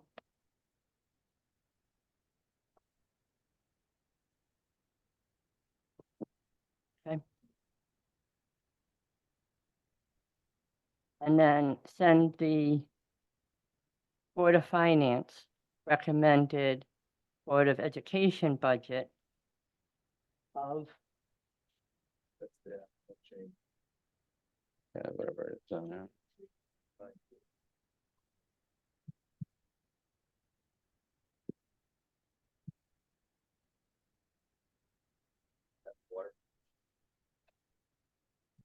We gotta do that too, right? the Water Commission wasn't voted on, That passed, okay. right? Yeah. But that was a part of the town budget, right? Right. But the council, the motion, as I understand it, is to approve the Board of Finance proposed budget for Board of Ed. Recording in progress.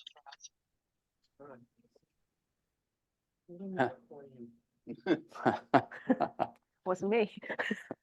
Someone's listening. I'm making the motion that our counselor recommended. Okay, second. Second. All right, What's this motion for? Which one? Board of Education. Board of Ed, the Board of Ed budget. 8%. Let's take a roll call vote. We could, Roll call? In that way, I always have to go first, not that.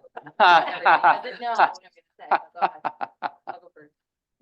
I have all faith. Council Atkinson, No. Council Capola, Yes. Council Panessa, Yes. Council Cruzen, No. Council Rosso, No. Council Beach, Yes. Mayor Kaczynski. yes. Okay. So, 4-3, motion passes. we're good, Okay. we're good? Yep, okay. We're good with everything? Okay. I appreciate it was all good discussion, and I do think that, the Board of Finance and the Board of Ed, and us too, I guess, it's all a tough job to do. Let's all remember, we're all volunteers too. We're putting in a lot of time and we're trying to do the right thing for the town. And I think, by and large, we do, all of us, all the boards and commissions, honestly. So anyway, thank you all for listening to that. We do have some more on our agenda to get through, so. Yeah, who's next? Is Woody up next? Oh, yeah, Woody. All right. Yeah, we should make, I don't know, Woody. It's kind of early to, no, of course, Woody, come on up. Yeah. That's all right. We're good. I thought I was getting free track.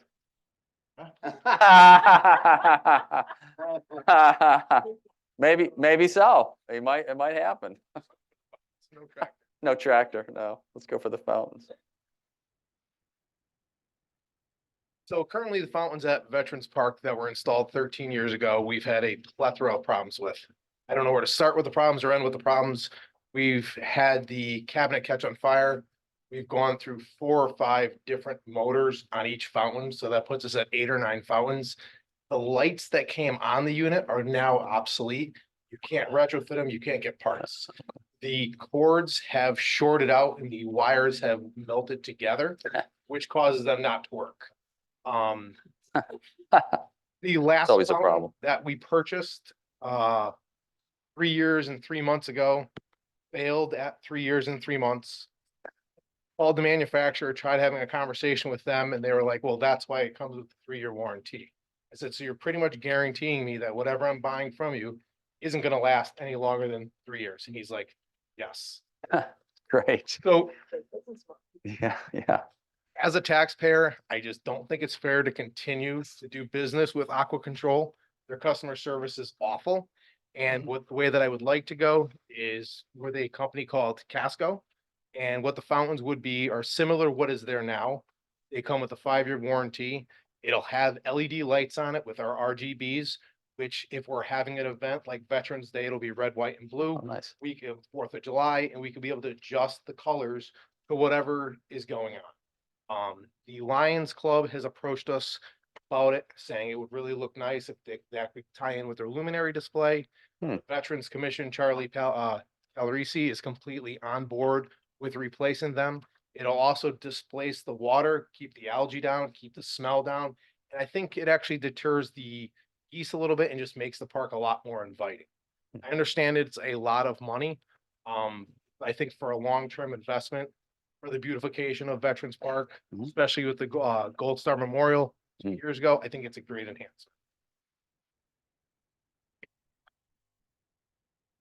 Just one question for you. It says 2 new fountains for Veterans Park and waive bidding requirements. Why are we waiving the bidding requirements? So we know that there's other competitors that'll come in with a lower price, but the product will not be as superior as the Casco. Okay. So this is basically a top of the line product. Exactly. Top of the line product. The company that's going to install them will be Water and Wetlands.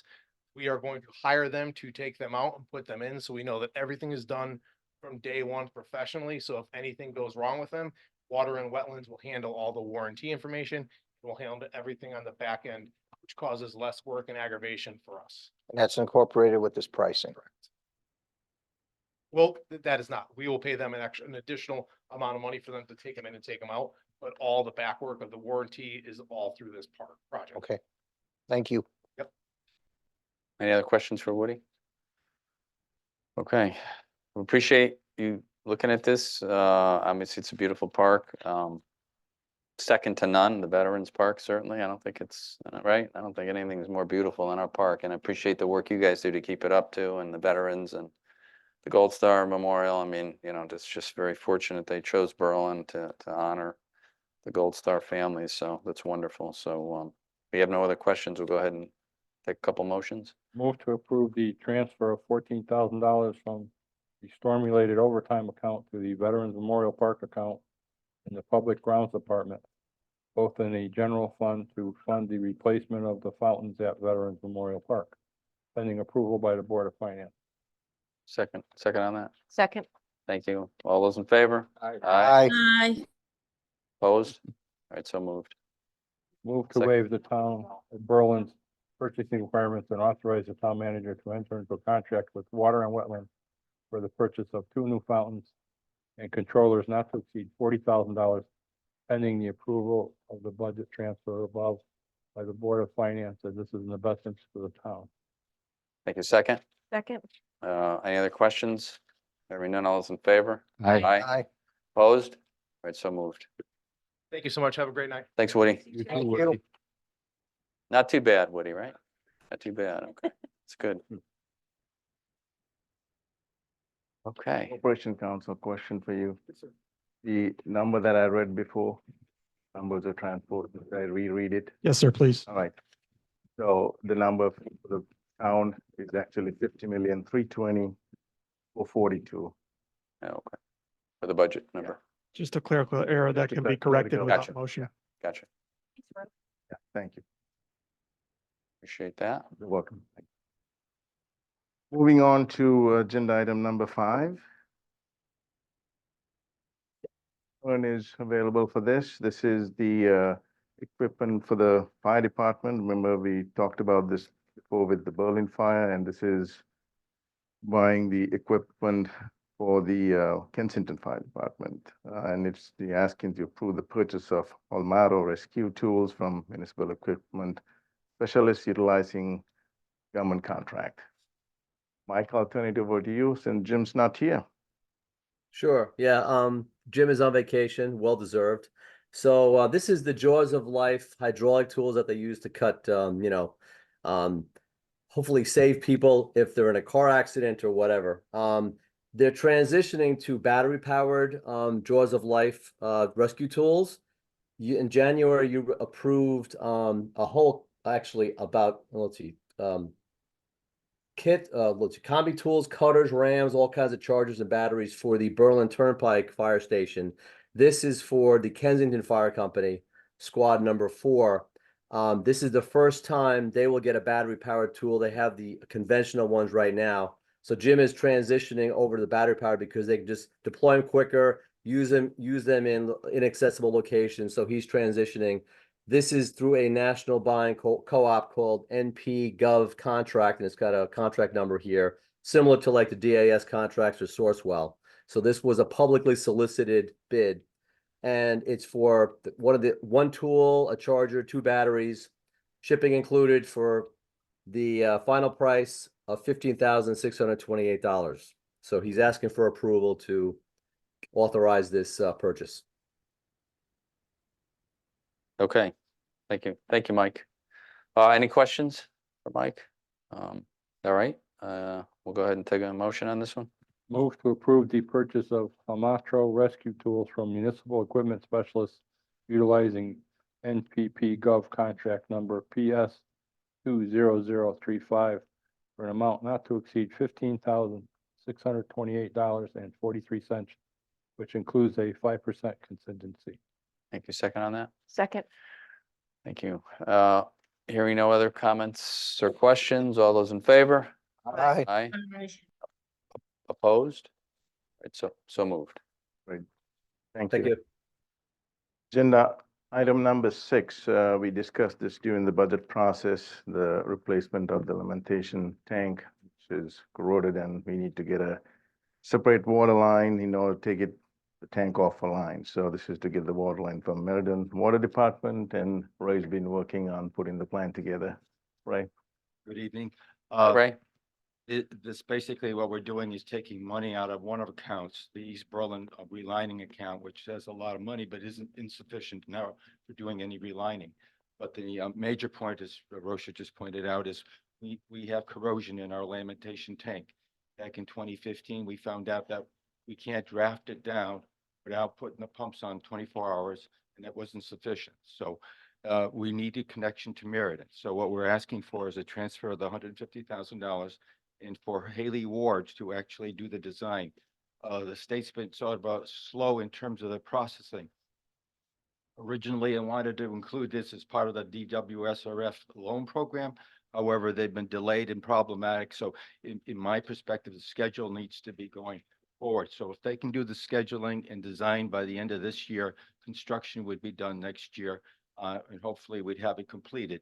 The following year, we'd actually be doing the tank corrosion, which would be drafting the tank down to 0 water. And then there's only a small window of opportunity. It has to be done between May and October in terms of temperature wise.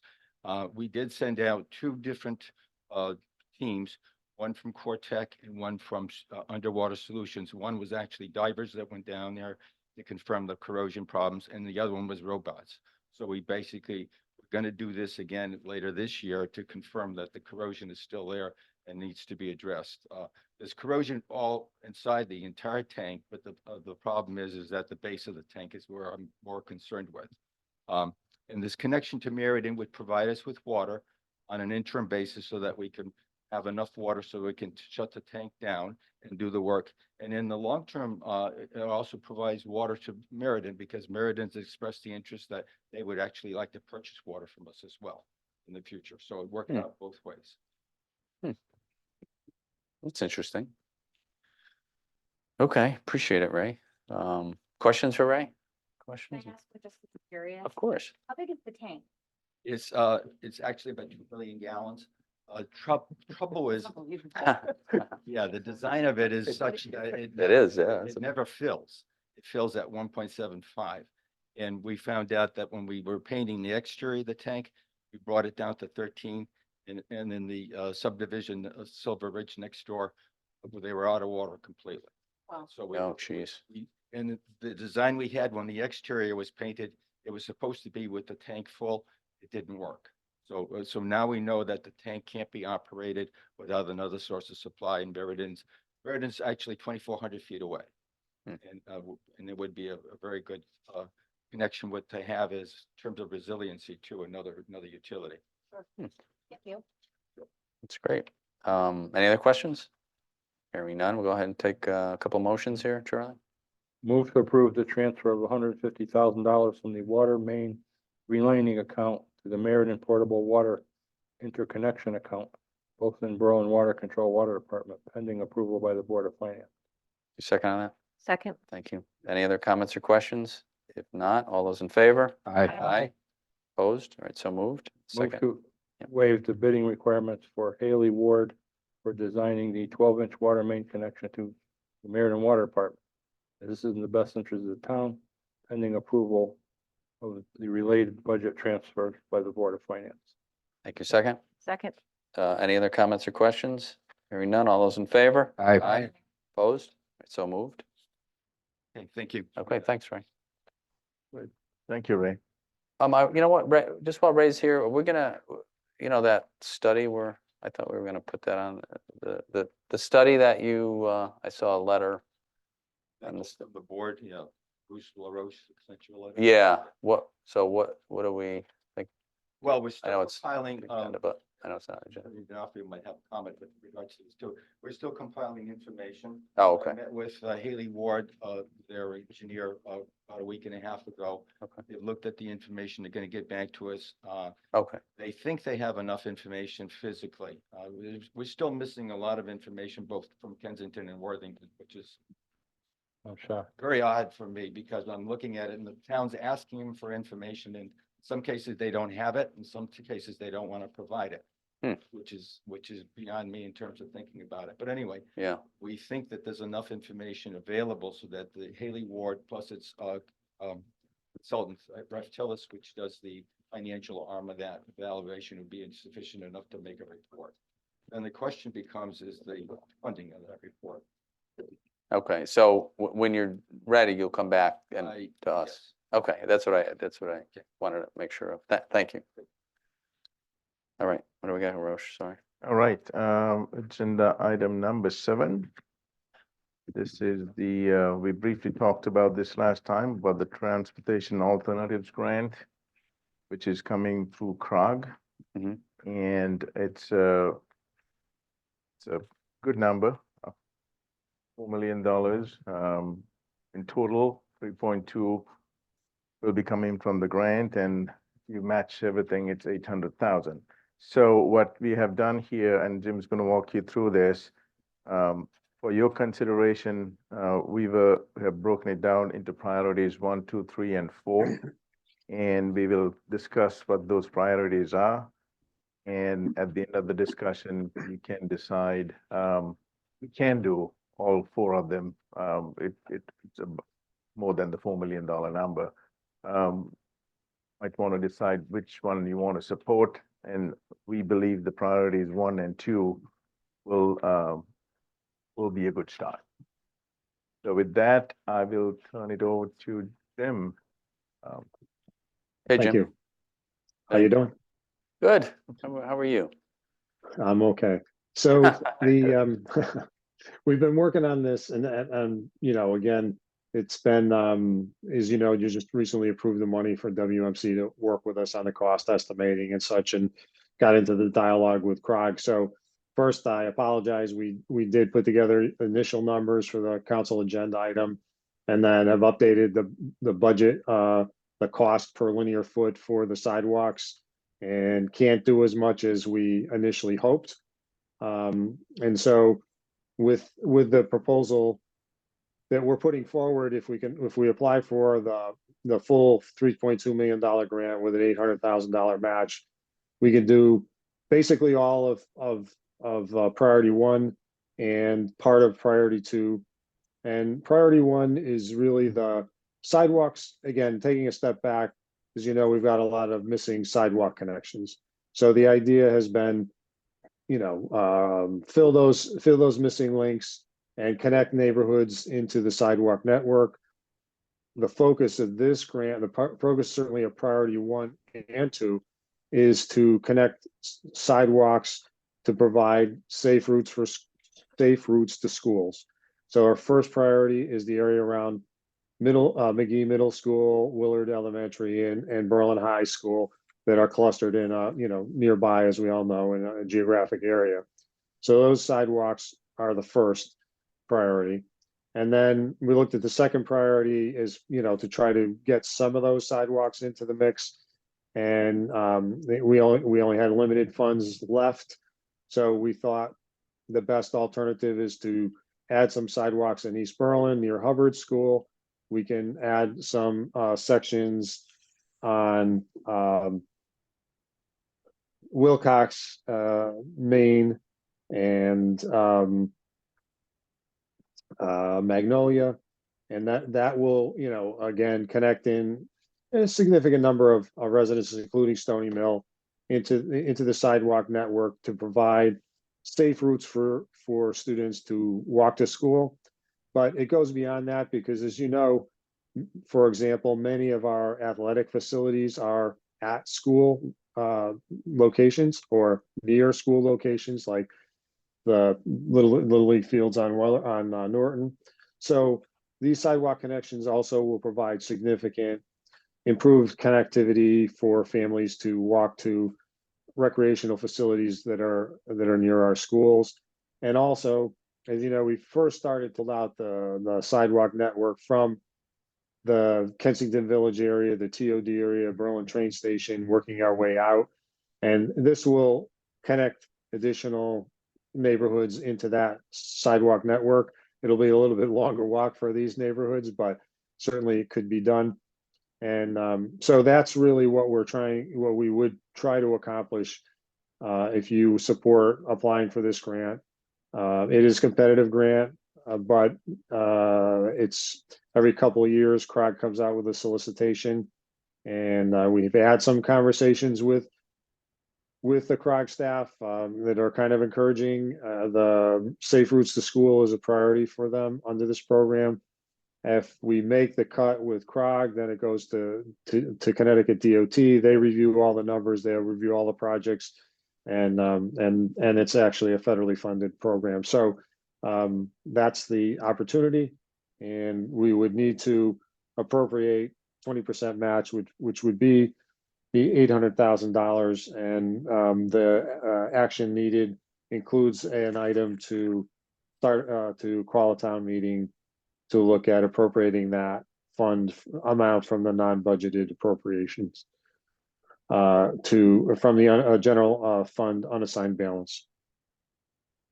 Happy to answer any questions. And again, sorry for the confusion on the initial where it was kind of a work in progress. We have a tight deadline, which is the application's due next week. So it's been all coming together, but I think we're pretty much there on what we can accomplish now. All right, thanks, Jim.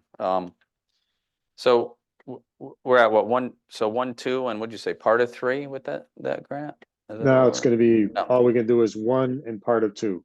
So one is the sidewalks part of- around McGee, Willard, Berlin High. Yeah. And I would say, just to, be clear also, we Yeah. had to cut out part of the original one, which was, we had originally sidewalks on both sides of Worthington Ridge. And now we're just gonna do the sidewalks on the west side of Worthington Ridge. But it does provide sidewalks all along Worthington Ridge as part of this project. And we would pick up some of the original priority two. I don't know if you got handouts tonight with some of those, with the new details, but again, it's the original priority one other Yeah, than there, yeah. Worthington Ridge. And then we pick up those sidewalks in East Berlin near Hubbard to provide some better connectivity there. Okay. Quick question. Yes, absolutely. Yes, Uh, please. Just a quick question. Am I understanding right? You're going for the school areas because that's kind of where the grant is focused versus maybe taking some of it to, because I saw on like group 3 as part of like the senior center, et cetera. So just wasn't sure, if some of that should be moved, or are we focusing on the school because that's where the grant's kind of focused? Yeah, that's where the grant's focused. And, I think part of, just to step back, and part of the exercise we're going through now is, I think at the end of the day, we're also going to have more of a sidewalk master plan. So we can look, at these other priorities. And we know there's another grant opportunity that's going to be coming up next year for a connectivity program. So we can, relook at our priorities there. But yes, we think the grant, that's definitely a priority area for the grant, is the school, safe routes to school. So that's one, main reason that we concentrated in these areas. Okay. I'm all for keeping the students safe, but I want our seniors to have some stable ground to walk on as well. So, okay, Right. now I understand. Thank you. Okay, any other questions for Jim? Go ahead, Troy. In these areas, has there been any pedestrian accidents? We got pedestrian data. We haven't had a lot of pedestrian accidents, but one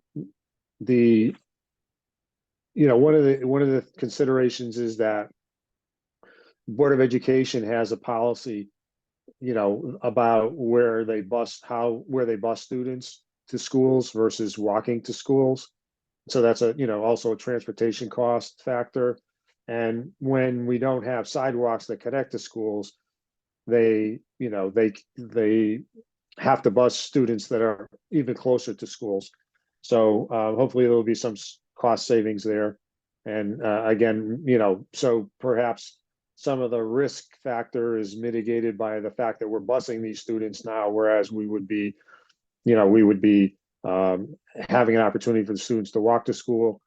Plus, as families go to recreational facilities at these schools, they're probably driving now as opposed to walking. So this will hopefully give people an opportunity to walk a lot more places.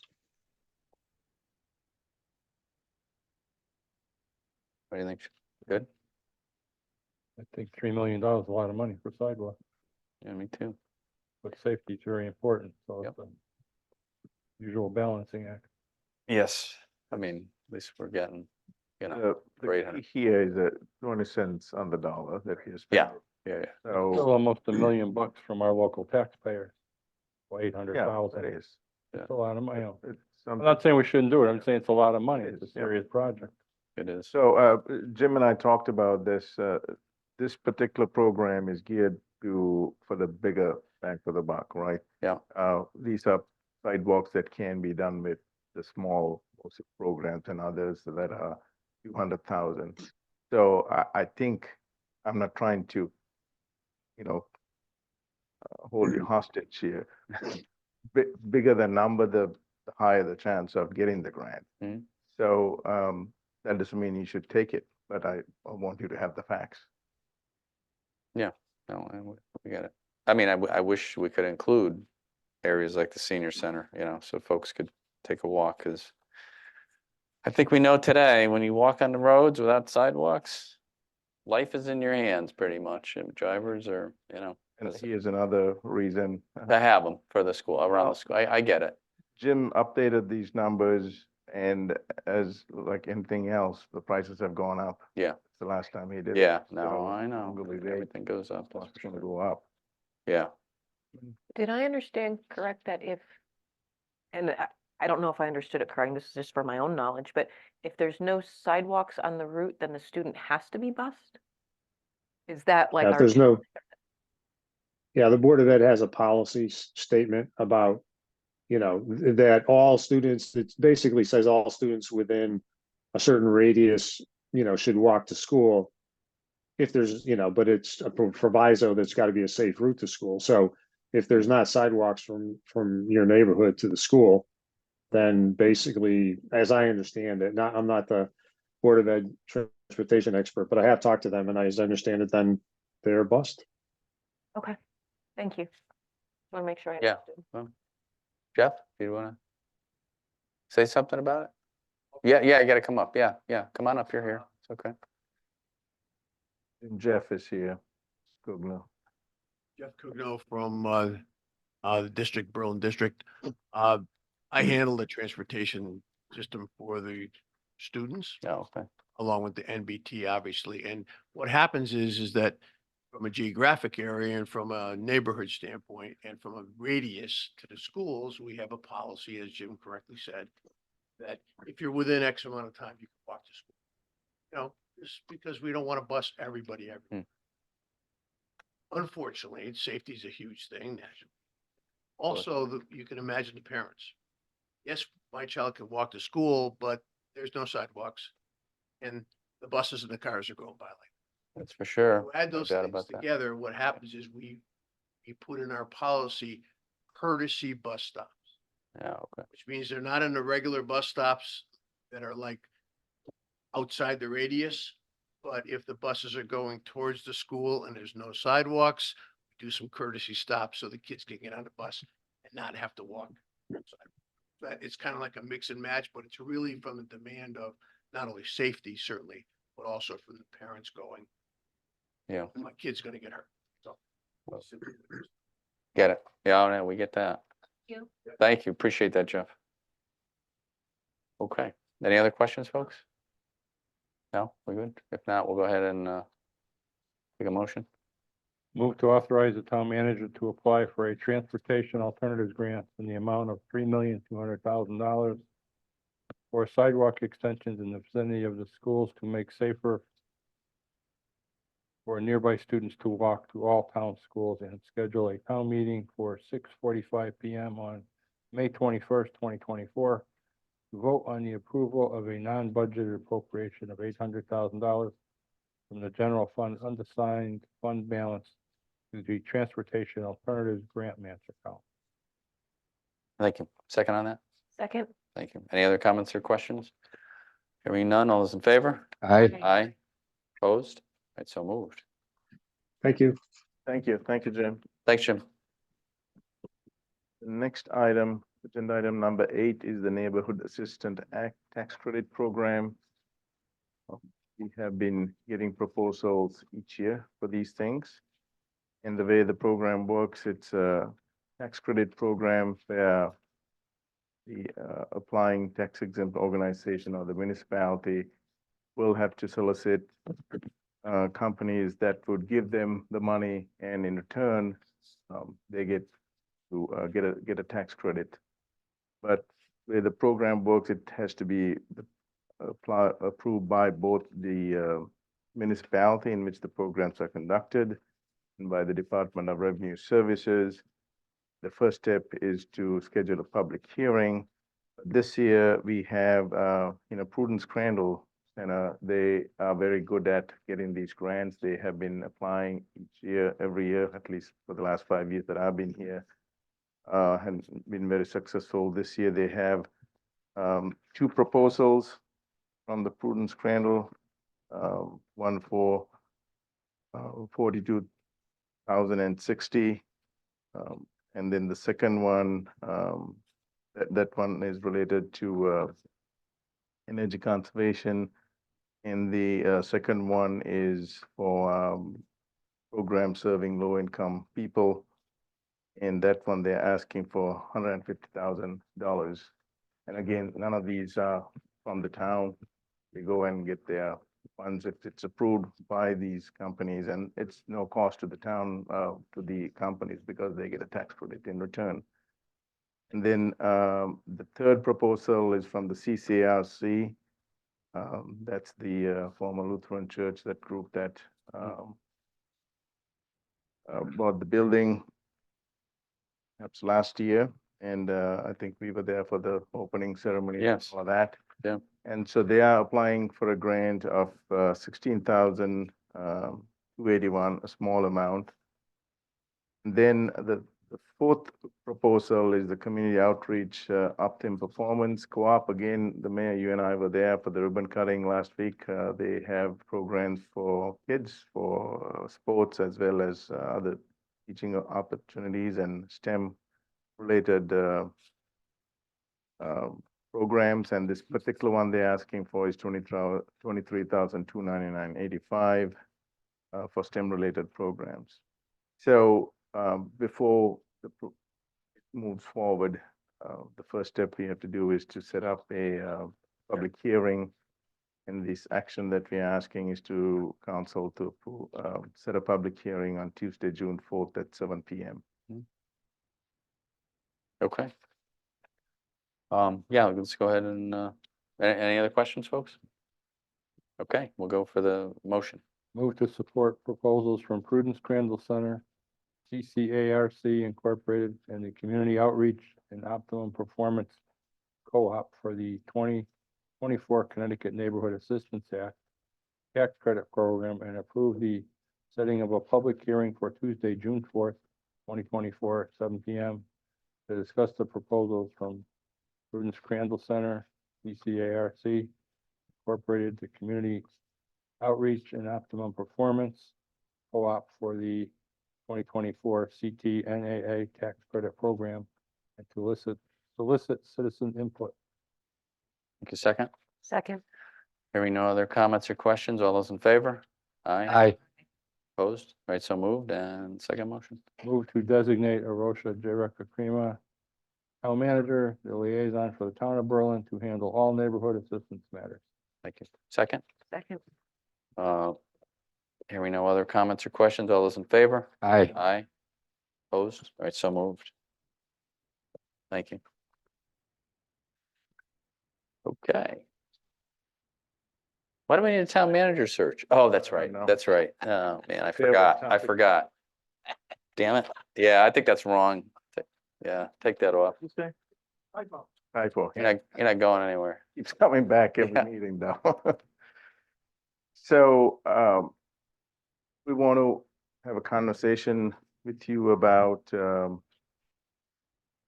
what do you want to do with the search? There are quite a few options. One recommendation that speaking with the Corporation Council and others, given that Livingston, Weathersfield, Southington, they're all looking for town managers, it might be in your best interest to hire a search firm or a consultant to do the work for us, because people might not be, you can always form a internal committee and just post the job.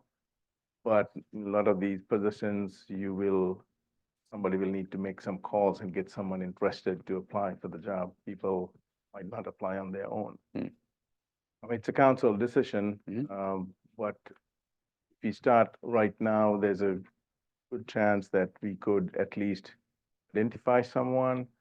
And if there is a small gap, a window, perhaps get someone to fill that position on an interim basis.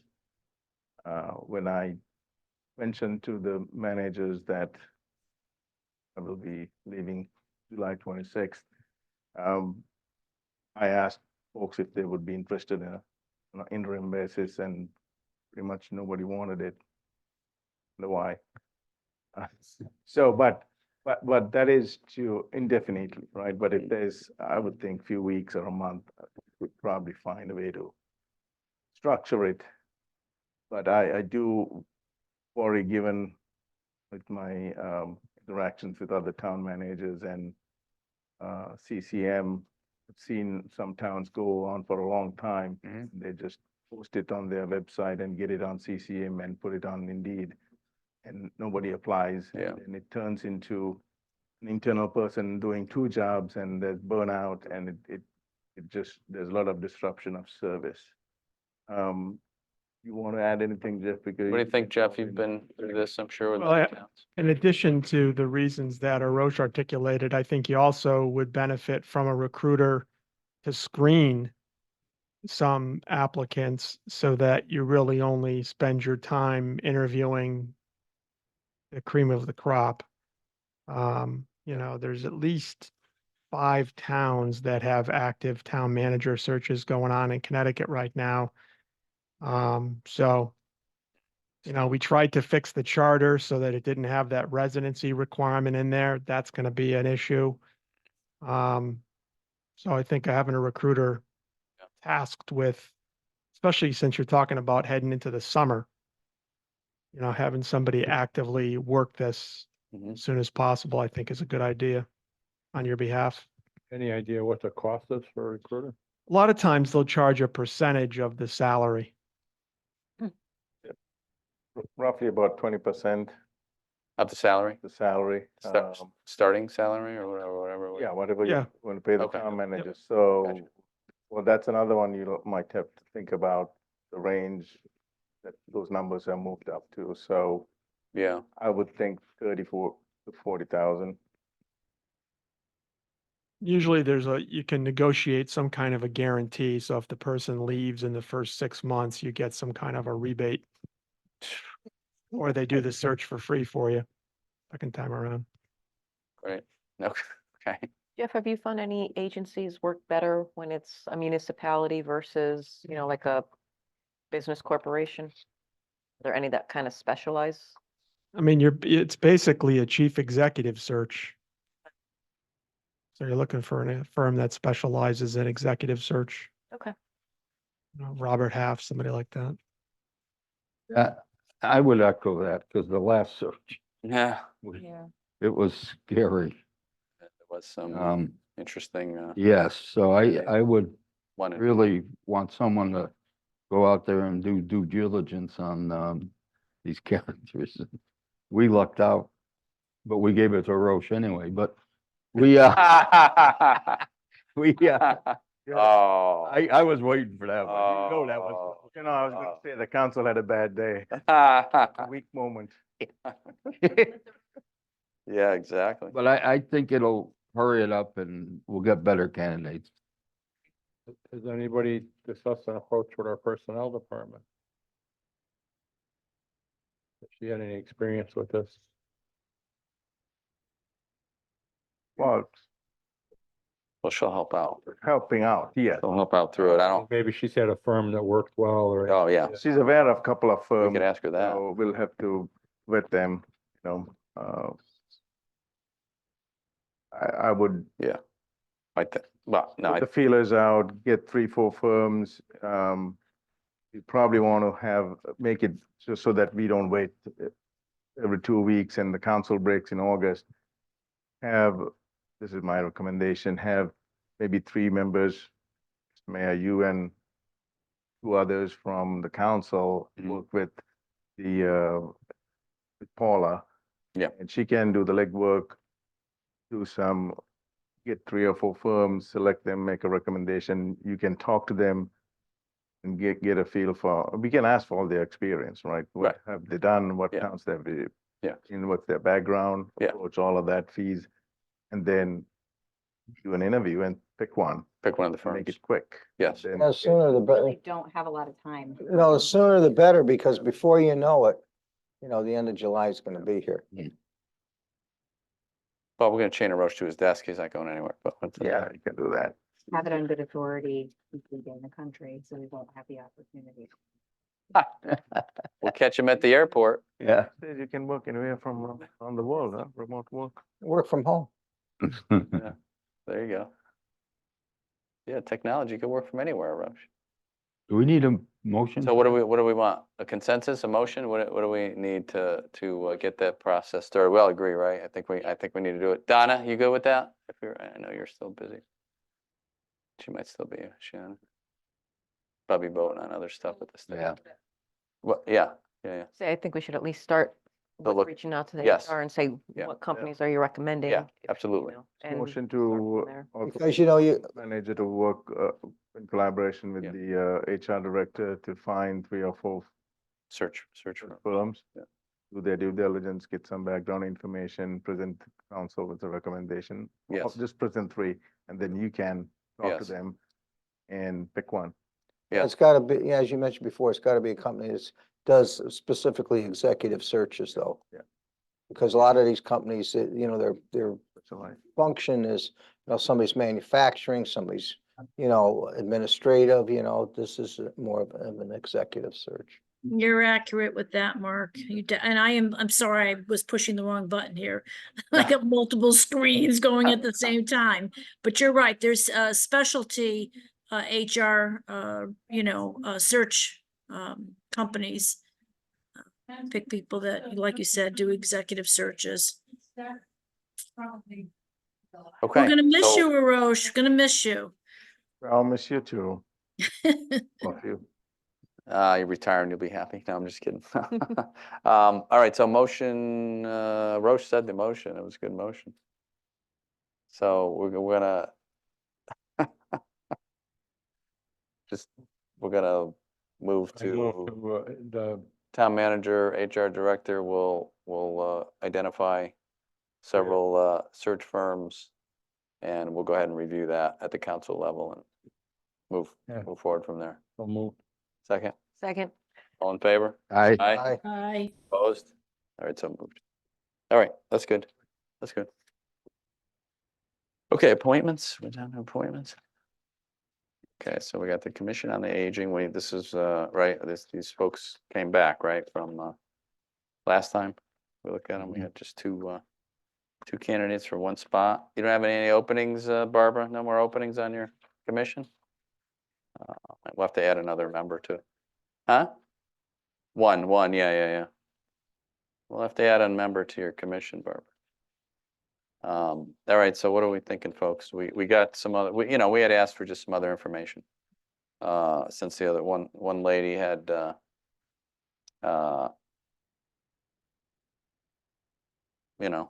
one lady didn't have as much on there. So, I think we just wanted to see some more. Well, I What are you thinking? appreciate Ms. Russell submitting a more thorough resume. Yes, And I think with that additional information, Mhm. I think we should nominate Geraldine Bemwell. I'll second. it. all right. Anything else? Anyone else? So if we hear nothing else, go ahead and take in any other nominations? Yeah. I just want to say that both candidates have good resumes and I really appreciate their interest. It's a shame we have to turn one of them down. Yes, Yeah. it is a shame. I Well, thank them, and I hope they don't give up. I hope they volunteer and whoever doesn't get appointed tonight sticks with it. So I appreciate yeah, it. find another commission. We can, Yeah. if they're interested in serving, that would be good. All right, we have a nomination on the floor. Any other nominations? Hearing none. All those in favor? Aye. Aye. Opposed? All right, so moved. All right, thank you, folks.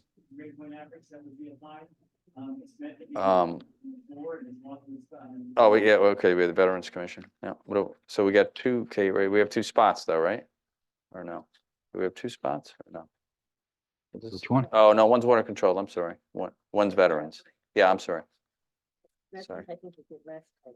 Yeah, right? Didn't we? I thought so. We did. Yeah, so we have 2 for the water commission. Still have one opening. 2. Right. Oh, we do, okay, right, okay, yeah, okay. And we got 2 for water now. And we have 2 spots or no? Yes. We do, So, okay. That's what I I thought. mean, you can do it whenever you want. Ray Which one? thought that maybe put David on for the full term Okay, and Nicholas for the alternate. But however you want. that's fine. All right, we could do that. So motion for David, David, for the, where's the Water Commission? For the water. So number 16. number 16 for the vacancy. Okay. Motion on that, nomination on that. Any other nominations for that? Hearing none, we'll close those nominations. All those in favor? Aye. Aye. Opposed? All right, so moved. And second nomination for Nicholas, right? Nominate Nick for the Water Control Commission. Yes, thank you. Any other nominations for that? Hearing none, we'll close the nominations. All those in favor? Aye. Any opposed? All right, so move. Welcome both folks to the Water Control Commission. Sounds like a fun time is going to be going on at the Water Control Commission. So good for them, though. They'll have fun. Okay, town managers report. Few updates, Can I interject for 1 second? I'm sorry, but Yes. I'm gonna have Yes. to I gotta vote and I've gotta head out. Apologies to everybody, okay? We're all set with the voting?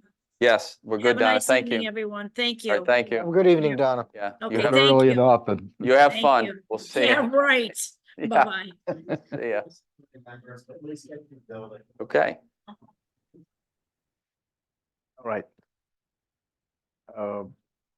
We received the responses, 4 responses for the 143 Percival Avenue. This is the former Knights of Columbus property. Oh, yes, Housing. yes. Group Excellent. called Penrose Design Build Modular, Percival Street Partners LLC, and Vesta. So those are the 4 groups. They've all done affordable housing, some degree of senior affordable housing. Okay. What we are doing right now, the next step is to call their references first, Oh, get more information about, you know,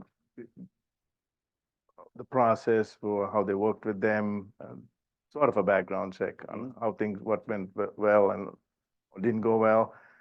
And then bring them at least 3, if not 4 maybe, for an interview with the committee, which is Jimoni, myself, the town planner, Maureen, Chris Edge, and Mike Ahern. Bring them for an interview and get more information about who is willing to work with Berlin, the better fit. And then and there's we'll- how many? 4, you said? 4, yeah. 4. What are their names? What are their names again? Penrose Design Built Modular, Percival Street Partners LLC, and Vesta. They're good. Penrose has done a lot of good stuff. Very impressive. Okay. Yeah, I know the other people didn't apply. Hmm. Yes. That's too bad. So, they've, you know, so the senior affordable housing, to get those tax credits, it's a costlier option. It's a lot more complicated and involved. Right. And not everybody wants to be in that business. I know. So. It's tough.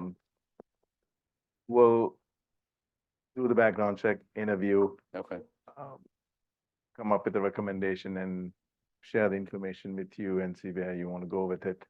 As long as they're not getting funding from Wells Fargo Statutory Trust, I think we're probably good with who we pick. Yeah. Couldn't resist, sorry. You know, the tricky part is going to be, you know, we would like, a lot of them might be able to do up to 80% of AGI. Okay, Senior housing, okay, but 80% of AGI in Berlin is not that low right, income, right? right, yeah, So we want to see how low we can get with it, 60, 50, 40. We okay, can get good. 40, or at least 40, and what percent? We would like to have all of the units Yes, affordable. absolutely. So those are the type of Good. questions Yeah. we want to find out from the background check. Yeah, What yeah. were their references? What did they actually do? Yeah. What percent, how long did it take? How did the financing go? They all have good credentials and they've all Good, successful good. That's good. developments. Yeah. But also then we want to get a feel for the people, like what we Sure. did with Newport before. Yeah. For the other Of developers. course. So we'll keep going, I'll keep you informed. right Yeah, through let the us know, process. please, yeah, how we're doing, so And, we keep track of this, but I'm happy, and Barbara for, Commission on the Aging for a good update for you. We're moving forward with some new contractors, so and the town is obviously, a yes. Yeah. We all are there with yeah. you, And that's why the town is now gonna take Yeah. care of it with these folks, whoever we so choose down the road. So it's a great step forward. And I asked, Yeah, while yeah. we're, Oh, yeah, while we're yeah. talking about the senior, Yes, where are we with getting the generator hooked up? Next item yes. on the agenda. All right, there we Thank you. go. Perfect. Patience. Yeah. Senior Center generator, again, last week we received 4 responses. The Yes. RFP, RNC Electric, Priority One Electric, Northeast Generator, Aerosmith Inc. You know, it's funny because their prices range from 50 to 250,000. Really? Yeah, so a couple of folks are really out there. I think some, I shouldn't say this, but some put a number in there because they don't really want the business. Oh, all right. Could be. 2 of them we are going to talk to. We had asked for an initial plan and an alternate plan. Yeah. So again, follow-up questions. Okay. Do a little, Doug's going to follow up, and then we'll, hopefully by next meeting, we'll have a recommendation Okay, good, on what that's going to look like. good. No, another long time coming. We're working on that too. I'm going to check all these things off the list. Yeah. Before I go. There you go. Good, excellent, yeah. 77 Elton Road. And the senior project will be built before we go, right? It'll be built? Is that what you said? I thought you All in said. the ground, maybe. Oh, all right, okay. No, All no, right, all right. won't be. Identify someone to do it. Yes, that's okay, that's good. That's a big step forward. These folks, when they're done, their duration is not that long. Yeah, they want to, I know, they want to get it done. Right, They'll get it done. yeah, that's excellent. Because time is money. If Yes. you're a real developer, you don't want to start a project and drag it for. 4 No, no, they want it done. That's great. We had a court hearing on 77 Elton Road. Oh, yes. Phew. Remember there was a little issue and the judge moved it to Yeah. online. Right, So we both presented our cases and I mean, they really don't have a case, so to say. But the judge listened and he said within a week, it's over a week now, he will give us in writing the direction, what we would like to go. One of the things that we can talk about this, right? Sure. Yeah. Would like to do is to try and convince, ideally, the gentleman to, his attorney would want him to get the power of attorney for him to sell the property. okay, yeah. I don't know how that's gonna go. The Mm, other one that we have said is, we have been very kind to not put a lien on the property when we actually go and spend money and Yeah, clean the property and board it up, and the neighbors are, had enough with it. So if we continue to do that, we want the judge to allow us to put a lien on the property, move things out, and then we can take action after that. that's good. Depending on how things go. Yeah, they put up with Right a now, lot there. he pays the taxes, there's nothing much we can do. Right, This is the blighted property. yeah, It's been blighted for Yeah. 20 years. I yeah. think. Yeah, it's just, They put up with a lot, the poor folks there. yeah, so, and I'm keeping the neighbors informed at the same time. Oh, good, They're pleased good. with the direction that we are. Oh, going. good, good. Finally Yeah, they're get nice some folks action. there, yeah, good. My next topic, Bright Feeds. Yes, They right. were in the news. You probably saw this on No. Channel 4, yeah, No, they were on the news, that what, for what? got the smell. Ah, Right. smell is around. So they have established the hotline, Okay, which is when people call, there's one hotline, and they dispatch someone to that location immediately. One, to Okay. find out what direction it's coming from. Second one, they want to plot the time and what type of material they're burning at that time, because it's not there all the time. So they want to narrow it down. They've also hired 2 firms, companies that specialize in smell control, something Oh, like that, okay. right? Yeah, They are pretty convinced that they can figure it out. find out what's causing this and come up with a solution. Jonathan Fife, who's the CEO, is very responsive. I call him today, he called me back. He was in Florida with his kids and family in the Key West, like anytime he'll take my call, responsive, because they want to fix it. They don't have to fix it, by the way, because people went to Deep and Deep said, there's nothing illegal here. It's not toxic. It's a bad smell. Hmm. Right? So, Interesting. but know that we are working with a really good firm and they are committed to fixing it. Yeah, that's Like, great. I want to fix this, it's not like life is too short to be worrying about it. They're doing a good thing here, Right. taking Oh, yeah. food waste and trying to convert it into animal, they're environmentally concerned Yeah. folks, and they don't want to make neighbors angry. That's not their Right. uh, Yeah, people intent here. should understand that. So that, Their state doesn't come to their rescue deep with noise or smell. Not that they could, even but, at deep, now, it's not like a Yeah. toxic smell. No, I know. It, but- it's like, and how do you quantify that? I don't know. That's their expertise. I would hope if I call my state agency that I, fund, that would help us somehow, but whatever. It is what it is. I'm glad the company is responsive and they are they're a responsive, good corporate citizen, which is Right. wonderful. You did have this in your package. It's Connecticut Golf Timberland Golf Course was named to 2024 Walter Lovell Public Golf Course Distinguished Service Award recipient. Yeah, but Yep. it- You have it? Where is that? You have that? Berlin, Timberland, So right? cool. What is it? I don't see it. So, Oh, it's based on a whole series of programs that we offer, condition of the course, accessibility, programs that's- offered for gender, kids, all of that. Great. So every time when people complain, this is something that you just talked about also, Mayor, that Yes, we have so much to be proud about this town. And we do. this is the second time. And all these other big public courses, Stanley, everybody say, well, Stanley's this, Stanley's that, all these other Yeah. places are so nice. You know what?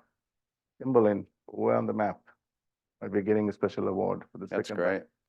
If you get a chance, go look at the course. These guys do a fabulous job maintaining, like every person.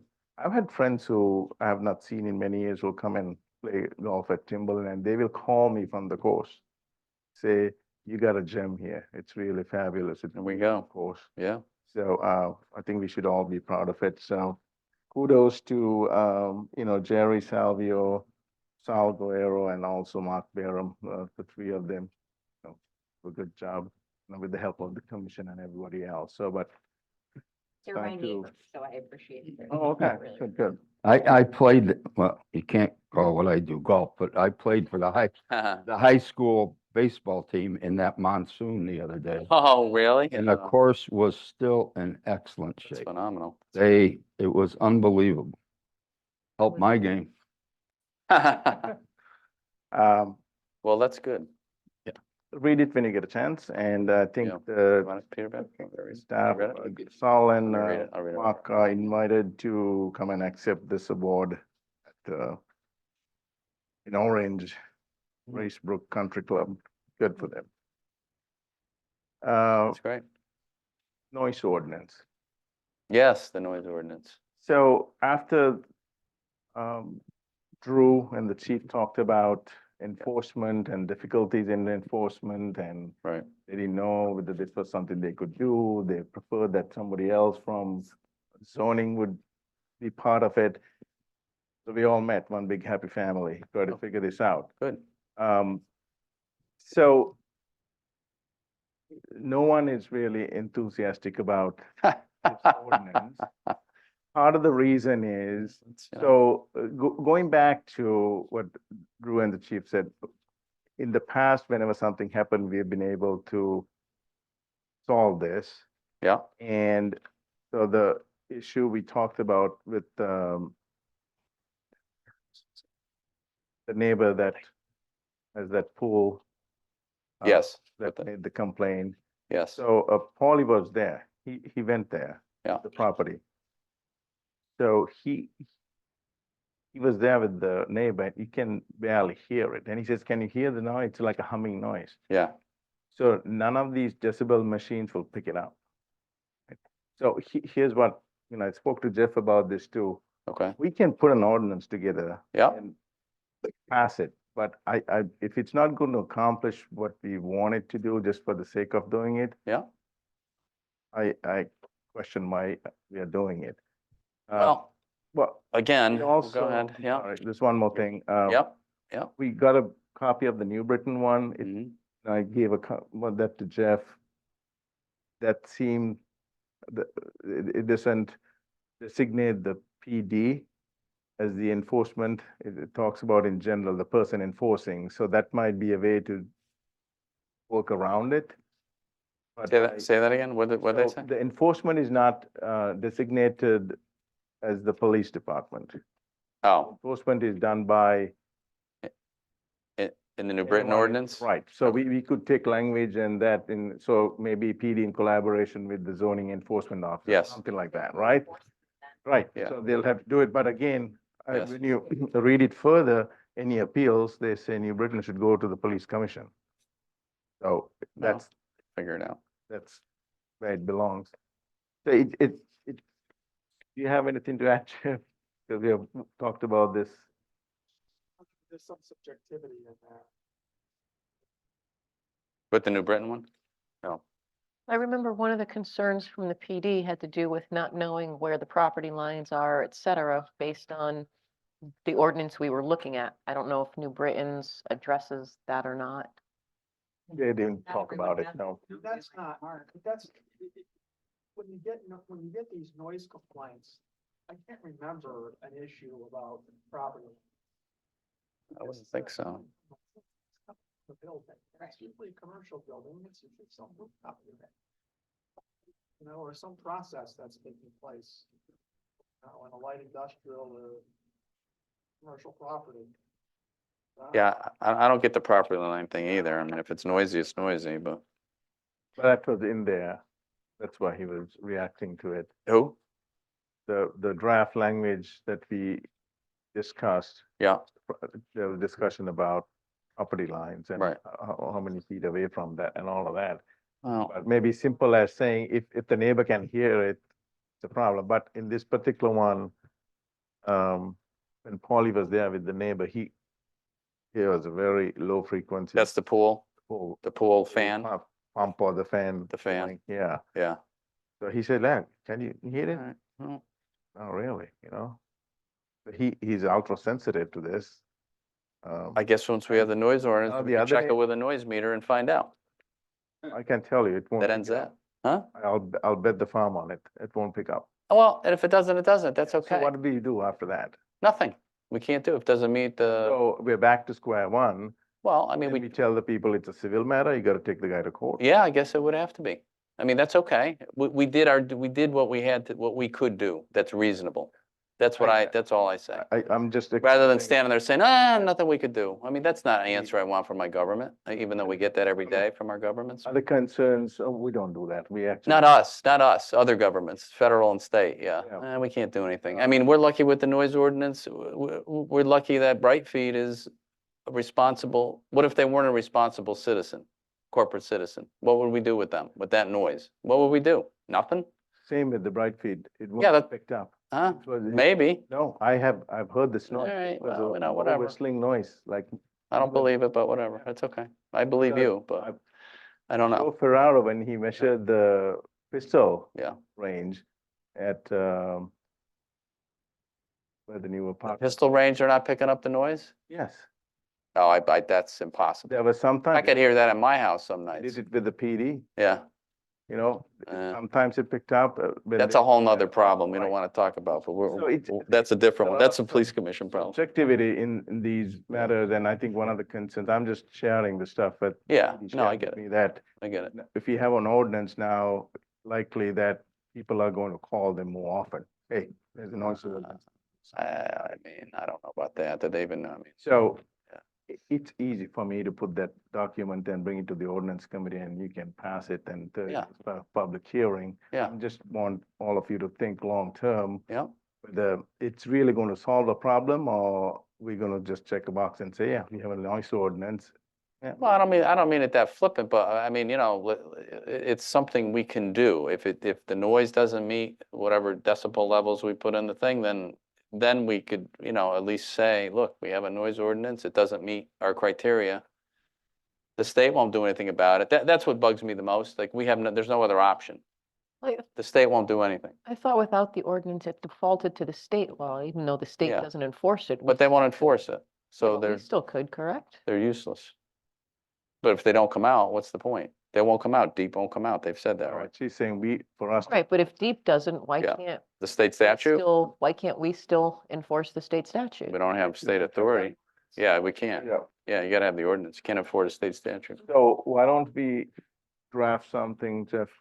I mean, Like a- you know, Jeff, you know, work on it the best you can, see what you think is the best. You know, again, I don't want to, this doesn't have to be, you know, the new US Constitution or anything, but I mean, just something that we can at least have some way to check noise with whatever levels we think is reasonable. I don't know what that is either, but Well, it defaults, it has to be at least. what the state, what, strict as the state. yes, okay, so I mean, that's what we use then.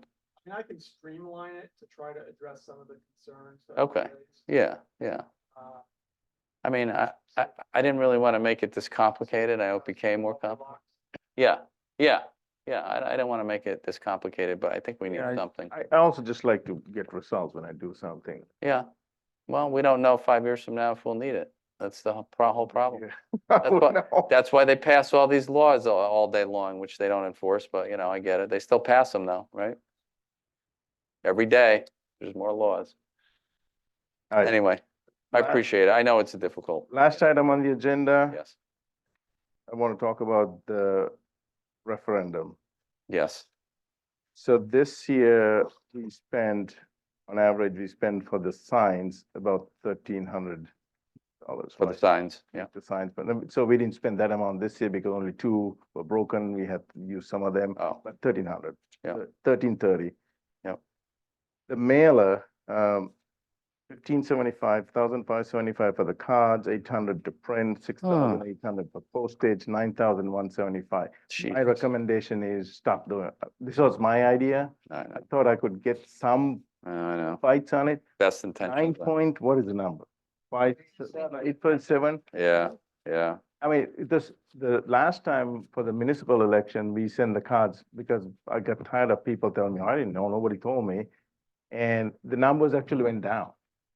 So what I propose is we do the signs, we do the, on the citizen, we did that also. Yep. It was a separate one, which Yep. is not that expensive, like $250, Yeah. right? Facebook, right? Yeah. Do Civic Ready, get it on Facebook. I have another idea that we are going to connect the town messages into, it's all in Berlin. Oh, yeah, yeah, 100 that's good. people on that, because it's a Berlin event, right? We Yeah, can put it on Yeah, that, that's good. put the legal notice and post on the website, be done. Don't spend $10,000 doing this again. We tried Yes, twice. I agree. Yeah, no, I wouldn't spend that you know, much. So that's my little thing. And the pie chart will be 1,637.50. Oh, good. It'll go with the tax bill, so. With I this mentioned to the budget, Mayor, what we are sending to this referendum will go in that pie chart because we printer. won't have the final numbers until after Memorial Day. Okay, And then the folks who send the mailer, they want it the week before Memorial Day. So, oh, okay, gotcha. you know, 100, 200,000 Yeah. off the pie chart won't make a big difference. So No, we'll print it. I'll let you look at it before we send it. Hmm. And we'll ship it out. It'll go with the tax bills. that's great. Yeah, yeah. Yeah, I'll put a Yeah. footnote in there. it's not gonna change that much. That's all. Maybe it will. We don't know. I don't I'm know. not sure. Is that the, yeah, I saw that. But I think you and Donna had asked for. Yes. Steve Wood. Yeah, I don't know what that is. that's the, yeah, that is kind of blocking that trailhead for parking, not for entrance to the park. That is on Spruce Brook, and we've had some issues there with several things now. So we are working, I think Steve Wood is working with the police commission on no parking signs. And that folks can park at, Pistol Creek and walk down to that trailhead rather than try and squeeze into, there's a couple small parking spots there that really are dangerous, having parked there once and try and back out. It's coming down the hill on Spruce Brook and it's just gonna be an accident. And then they're encroaching on the homeowner's driveway. It's, and there's only room for a couple cars, so I don't think we're inconveniencing anyone that wants to get to that trailhead. They could walk down Spruce Brook a short time since they're obviously hiking anyway. A few more steps and they could then get onto that trail and go up to, right, to Lamentation, so. Maybe we could put in a sidewalk. Yeah, yeah, so that's what we're trying to work on. Hopefully it works out. Yeah. All right, so we're good. So, special committee reports, we don't, right? We don't have anything? Council communications, anything? Oh, Yes, Okay. yes, sir. they're paving my road. Oh, I told them not to do that. What the hell? You signed the letter. I know, I But- know. I want to commend the town crew. They went out of their way to be courteous, because you know, especially old people, we're on the front lawn, first truck we hear, you know? And they were excellent. They explained everything and, I kind of didn't ask any questions, you know, but I watched them. I think we had a vendor do the actual scraping of the curbs. Okay. But our guys were right behind picking up all the junk that these things didn't, and, you know, it was not an inconvenience at all. They went out of their way. So relay that, I meant to tell Mike that. but- I'll tell Mike, Steve. Good to hear. Yeah, thank you. Yeah, that's great. Doing that. That's great. So no, so, And just. I just yes, make yes, absolutely. comment, I probably should have done it earlier in the meeting, when we were talking about Board of Ed, but today is National Teachers Day. Huh. So I just want to recognize that and thank all the teachers in the town, Mhm. for their dedication and, Excellent. enriching our students' lives. That's great. Anyone else? I just want to say, Mark, to your comments on the I don't know what we call it, passionate discussion, maybe we'll call it, between certain folks. I mean, I do think some of it is, they're both, you know, a couple folks there are very passionate on whatever they are talking about. But yes, they probably could turn that down. I don't disagree, but they are very passionate about what they're doing. So I know that does lead to, and talking to both of them, you know, after some discussions, they both are kind of like, oh, well, maybe I gotta, you know, I mean, I think everybody gets, you know, in the heat of the moment, it does maybe go a little bit too far or not. But, you know, I do think that's a piece of it. But, yeah, I mean, you know, so anyway, I mean, they are certainly working their hearts out to try and do the right thing. I think that's the bottom line. But anyway. All right, so where we at? So we're at approval of the minutes? I move- Motion? I move we accept the minutes of the April 23rd, 2024 meeting. Second? Second, Thank you. All those in favor? I, Opposed? All right, so moved. And we are now gonna take a motion for executive session, right? Move, actually, no. No, oh, we don't have it? Yeah, I Oh, put it's it off. as a I'm sorry. placeholder just in case you had a candidate or some Oh. person, individual. Huh? An interview, We had an interview. there's someone lined up you had to talk to. Oh, I got you. Okay. Oh, Can I do the next one? Can I do the next one? no, you can't. Yeah, you can't. No. I move for adjournment. Second? All those in favor? Aye, all right. Any opposed? All right, we're good, right? Thank you, everybody. Thank you. Yeah, it's all good. Plan ran a little bit longer than I thought. Always does, right? I told